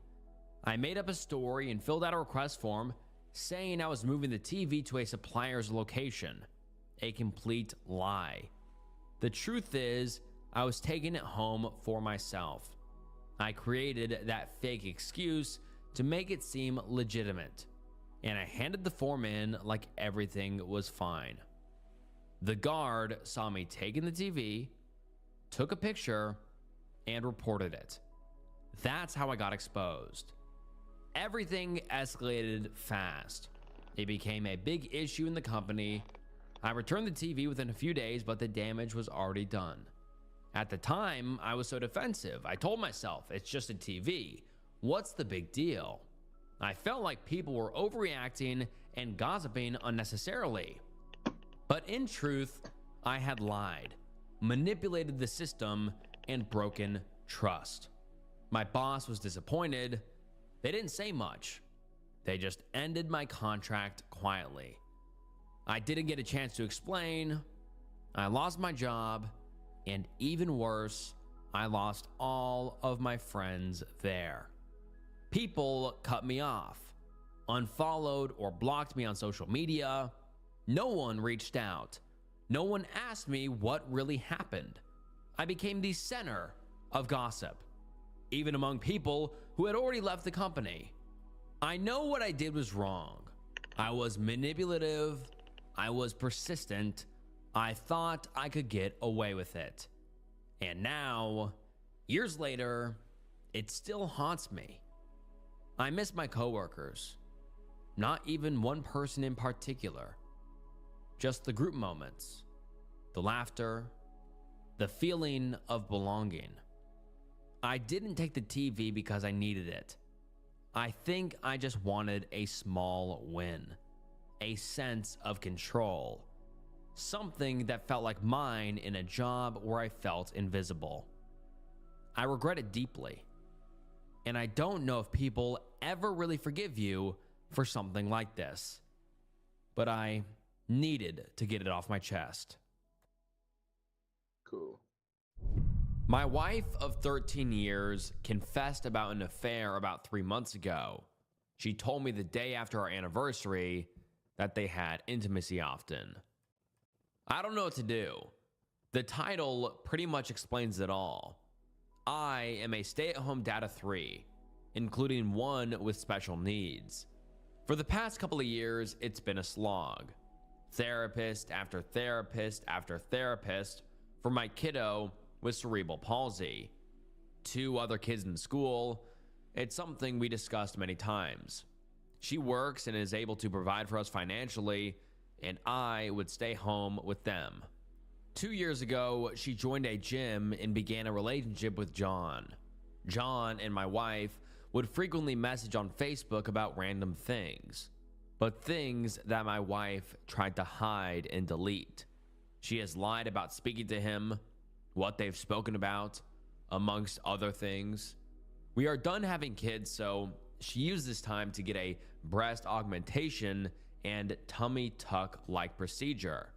It felt like she was literally going to cheat on me, but she assured me that this was just her way of getting out of her motherhood body. She spends an unworldly amount of time at the gym, before work, off days, literally doesn't stop. She can easily spend 3 to 4 hours at the gym. Meanwhile, I am at home with the kids, preparing lunch, breakfast, getting them to school, taking my child with cerebral palsy to his therapy appointments. Things start to get worse. I find that I'm getting more frustrated with feeling like a single parent while she is just living her dream life at the gym and building a career. She feels like I'm treating her unfairly and takes her rings off last summer. She didn't tell me about it, but she is stating that we are separated, but no ground rules are laid out. She continues to live her life with her rings off without any sort of discussion. We were definitely in a slump. My skepticism of her and John's relationship continues, but we hit hills and valleys in our relationship. It feels that sometimes it improves, and some days it feels like it wasn't gonna work. We had laid out some rules about this guy, and I asked her to delete him from her phone and block him. They can communicate at the gym since she's there so much, but nowhere else. Flash forward to June. I found a text message thread while I tried fixing her phone with a random number. It was messages upon messages of hers and John's relationship. Mind you, this guy is married as well. My suspicions for over 2 years was true. I knew she was cheating on me. I flipped out. I was so upset. She said they didn't have any physical contact except for holding hands and hugging. She was extremely adamant that that was it. Things didn't feel like they would get better, but eventually they kind of did over a couple of months. That, or maybe I was missing who my wife was. I don't know, but it felt that an emotional affair was easier to forgive. I told her I forgave her and that we recommitted of making this work. It felt like we were more normal than ever, and she was being open and honest about my questions that I had. The day after our anniversary, she drops a bombshell. Okay. She actually was physical in her affair. They had intimacy an unknown amount of times in his car while she was at work. She says they wore protection. I am so mortified. I already grieved for her once, but now I put through another round of mental torment and physical PTSD. She lied again. She said she didn't have intimacy with him initially, but now she wanted to lay it out. She says the last time they had intimacy was in April. I don't know. And that's supposed to make it feel better? Bro, you had it many of times. Why does it matter if it's recent? Know what to believe. She says the last time they had intimacy was in April. I don't know what to believe. She says she felt insanely lonely. I asked her why not just get a divorce, and she said that she never had that intention and that she, quote, cares so deeply for our family and kids. It feels so contradictory. She had intimacy with this guy while also having intimacy with me occasionally, and she didn't feel the need to tell me that I'm literally banging her after this guy was. Jesus Christ. Typing this out makes me want to die. I am using an alt account, but I have details that would make this story more clearer, but I do not want to tie it in to some personal information, as I think I would be pretty easily identified by my profession and personal posts. She states she is utterly remorseful and wants to work things out. I literally just got myself tested for STDs today. I would have never thought I would have to do this, but here I am. I am at a loss, guys. I'm a mid-30s dad of 3, and it feels like my life is fucking over. My kids keep me grounded. And now let's get into some of the top comments. One user quotes, cared so deeply for our family and kids. And then the commenter replies to that saying, 3 to 4 hours at the gym every day. When is she even home to care so deeply about the kids? That sounds about right.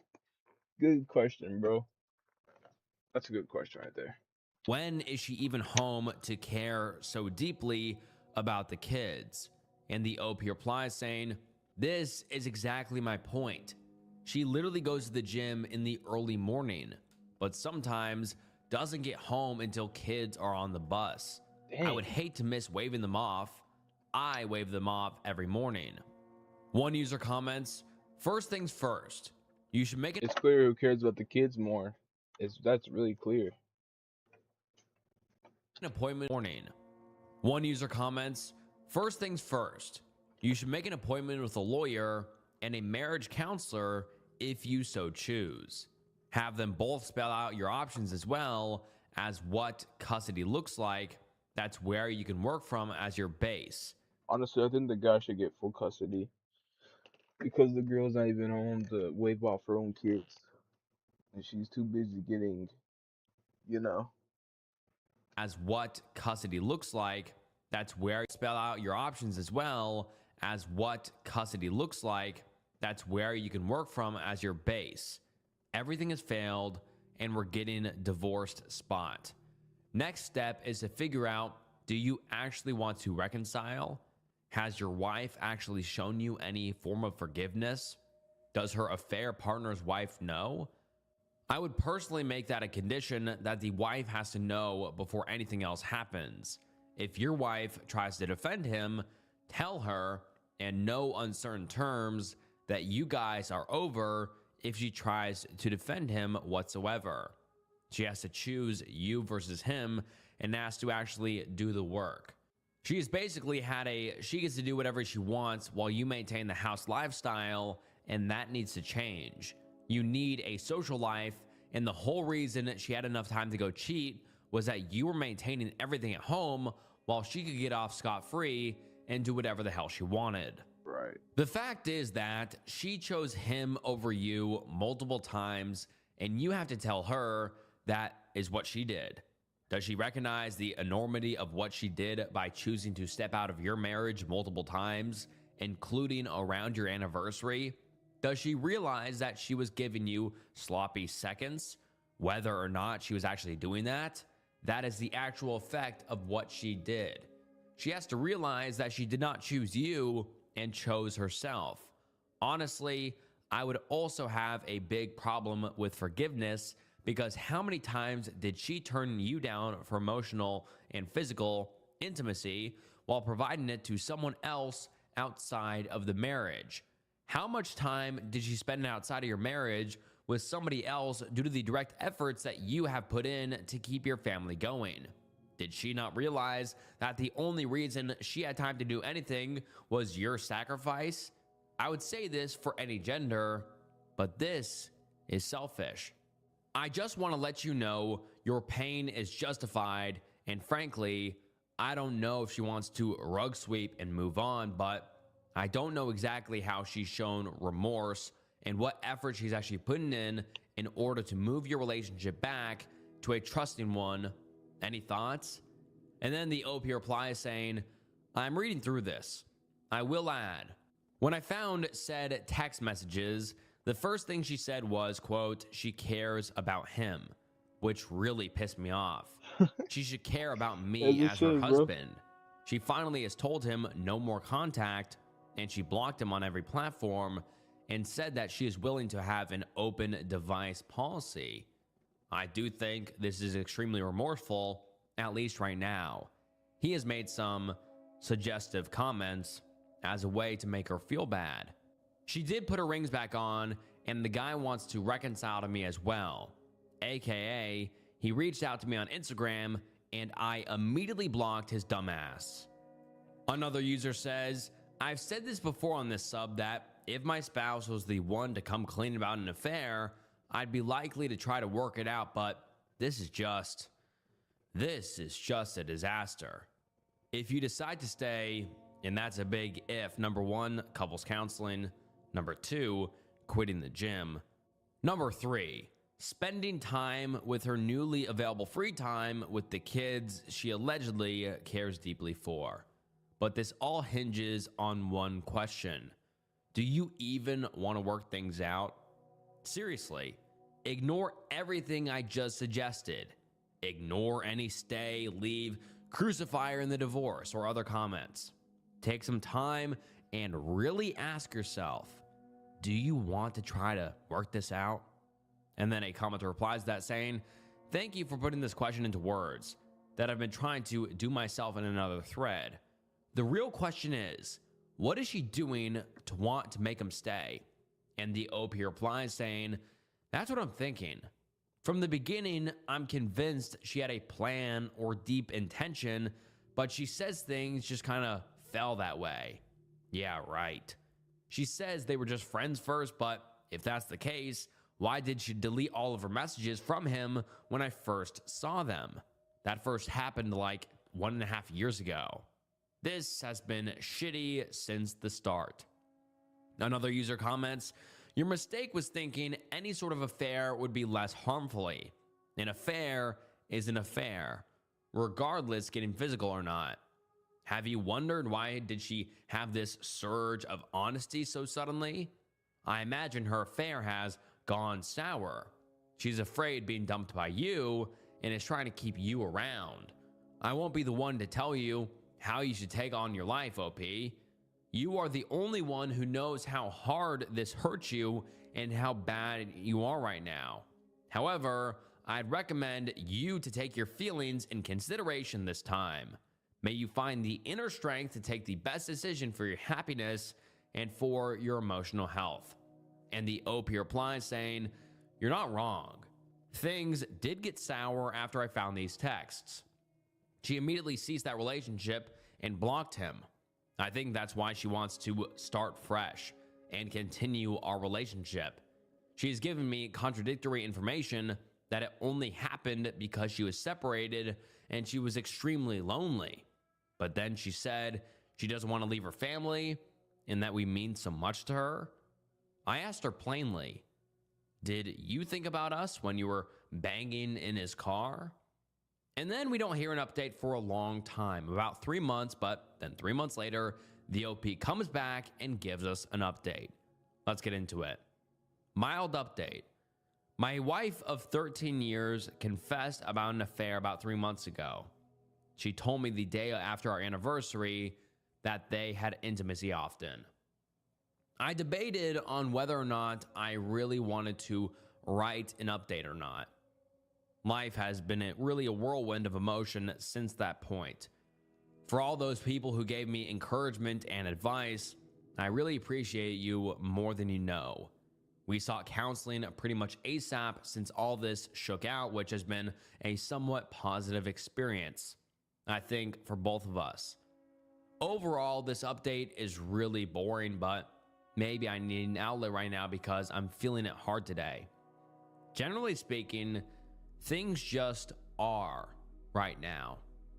Some days feel more hopeful than others, but we are decently committed to making this work out for now, especially given our situation with our kids, specifically our son. Our therapy sessions tend to work on our communication and forward progress. It's hard not to gripe or look for some sort of validation of my frustrations with my wife about how things shook out or what I experienced. Although she's entitled to her feelings about how I approached their relationship in the beginning, which she swears was merely friendly in the beginning. Although the more I think about it, the more it feels like I'm being gaslit by my wife and maybe a little bit by our therapist. I generally do not have a problem with my wife having male friends. And even when we were having a hard time, I felt that I made my boundary extremely clear. Initially, when they were just friends, she would message him like regularly, going into topics that felt boundary crossing. In this, she says they were just friends. But now, I don't think I'm comfortable with her having friends like that again. And I told her that. I am a little upset because reflecting on things now makes me feel like both my wife and our therapist made it seem I'm letting my anxiety get the best of me. We have moved toward an open device policy, really on her end. We have set new boundaries about relationships and maintaining these relationships. Although now that I read and typed this out, I really feel like I'm giving more than what she ever had to, even though she's the one who decided to pursue a runaway relationship with another man. She states she didn't feel safe in our marriage and pursued this relationship. I'm so conflicted to pursue a runaway relationship with another man. She states she didn't feel safe in our marriage and pursued this relationship. I'm so conflicted on how to feel about everything as I type this. I am learning to rebuild my trust in her. I need to feel safe again. I want to feel like this was her character flaw. rather than a reaction to how she felt I treated her. She says that she felt unsafe, frustrated, unloved. I'm not saying those things aren't untrue because she is entitled to her own feelings, but it feels like an excuse. Things were rocky for a while, but she feels that we were not doing well before I had issues with her communication with this guy. That feels incorrect because since that moment, I know I've been short with her, and with good reason. She literally lied about the regular and the amount of communication they had together. It feels like I'm being gaslit because she made it seem like friends have that regular amount of communication. Some days we end in fights, mainly about my tone or my reaction. It feels like a broken record. She constantly criticizes how I communicate with her or our kids. It feels like it never ends, and this is something she continually goes back to as a reason for her abandonment. But some days, it feels like it ends more peacefully and calmly. I guess going back to why I decided to write today was really about feeling worthless. I feel absolutely unfit and unworthy. I let my wife trample on me, and she makes me feel that it really was my fault for her actions. It feels that the therapist also wants me to understand these flaws and how they shape the events that happened. I don't know, but maybe the therapist is right. I am noticeably anxious about anything my wife does, and I feel that it won't change. I will always worry about who she's talking to. She says she's committed to our relationship, but it feels like such a shitty excuse. I told her that's what you said on our wedding day, and look at this fucking mess. I wish my update contained more substance. I wish part of me could say I left her cheating ass, got alimony/child support, got abs, and met someone new. I can't do that right now. I try to stay busy at work and at home. Edit. Just for clarity's sake, my wife did make it abundantly clear that she wants nothing to do with him in more ways than one. He's been finding ways to continue to see her attention. He even wrote an email to her, and she showed me immediately. And now let's get into some of the top comments. Someone says, "I'm sorry, dude. I guess you decided to say, I know I wouldn't. It's easier said than done, yes, but she lied, and lied. I'm sure there's more lies in there too." And the OP replies saying, "My decision to stay isn't set in stone. It's built on the idea that we are extremely fragile and she has to put in the work. If not, or if she crosses our transparent boundary, I'm not giving her a third chance." Another commenter says, "I'm curious, have you informed his wife? Has she cut contact with him? Does she still go to the gym? What is she doing to make this work on her end? Please elaborate. I'm genuinely curious. I would like to know how you're going to be able to move forward in this. I'm sorry you are going through this. Update me." And the OP replies saying, "As far as I know, he and his wife are separated and made that an agreement. So to him and his wife, he was within his own rights. That's all hearsay though, and I'd rather not think about it anymore. Does my wife go to the gym? Buddy, let me tell you, she's still addicted to it. Goes every day in the AM since me and our kids are still sleeping. Still works out for 3 to 4 hours at a time usually. Although she is quite social when she goes, which is why it takes her so long. She finds that her identity really relies on her ability to maintain this gym time, I've noticed. I think if you took it away from her, I don't know what she would do." And a user replies to that saying, "Fine, I can understand that gym, but is it the same gym? Like, is this just business as usual? They still attend the gym together? Please, I hope not. You can't be that naive. There has to be some consequences, at least in my experience. If nothing changes, nothing changes. What had she done exactly in this reconciliation to prove to you that you're not her second choice?" And the OP replies and says, "It is not the same gym. Although it's funny when she bitches about not being able to go there, mainly because of her old friend group and proximity to her house. It makes me want to stare at her and laugh as if she didn't cause that entire problem. Another commenter says, fire your therapist. Whoever they are, they suck. You need to find one specializing in infidelity who will hold her feet to the fire. Unless your therapist holds the line that no matter what was going on in the marriage, cheating is inexcusable, and that the first priority is to deal with your pain and the nuclear bomb that your wife chose to blow up in the middle of your marriage. They're crap and completely unqualified to do their job. Good luck. And the OP replies saying, she has tried EMDR therapy for my trauma. I believe they are qualified at least somewhat, but I wish she would be more assertive about protecting me given what transpired.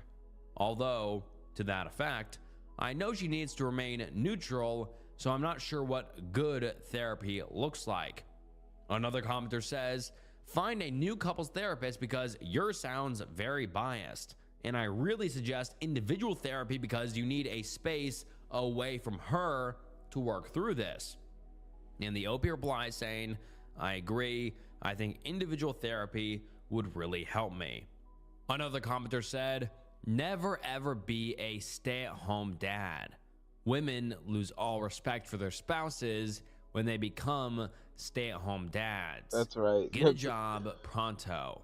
And then the OP responds and says, I've said this ad nauseum. I have a PRN job. My special needs son has a plethora of therapists he sees. He needs some type of stable transportation.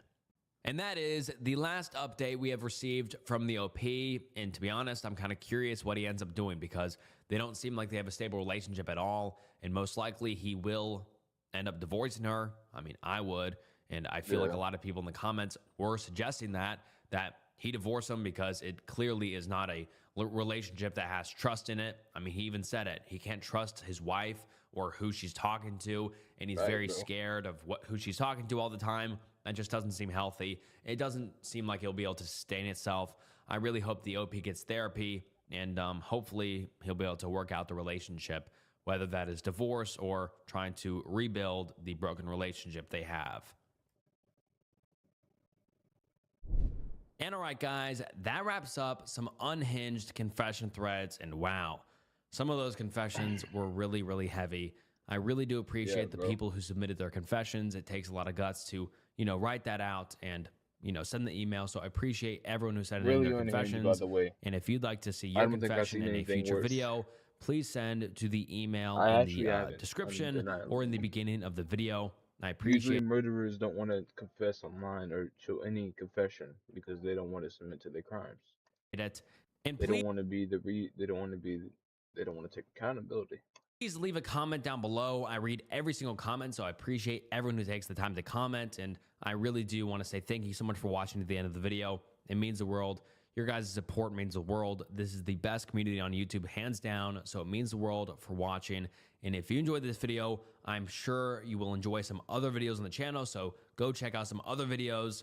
And yeah, thank you so much for watching. And this was Snook, and I'll see you next time. Bye.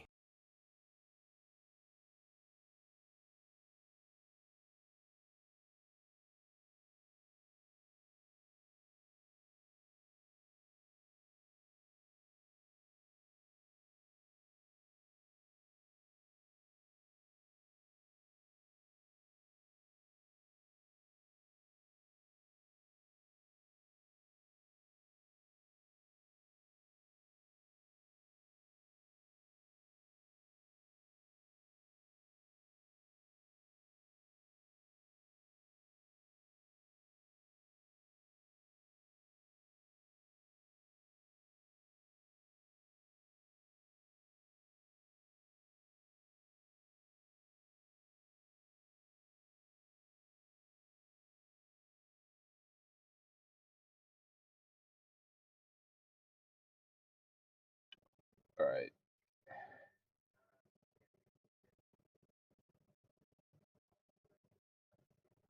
Let's see. 3 hours. Messi,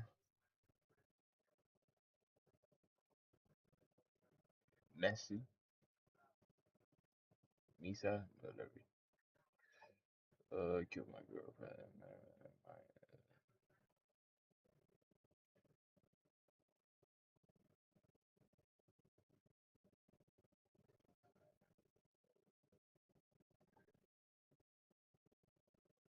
Alright, y'all, I'm gonna go ahead and get off here, man. I might start another stream up, a gaming stream, but I don't know. But that's gonna be it for the day. Hopefully y'all like this stream, man. Thank y'all, bro.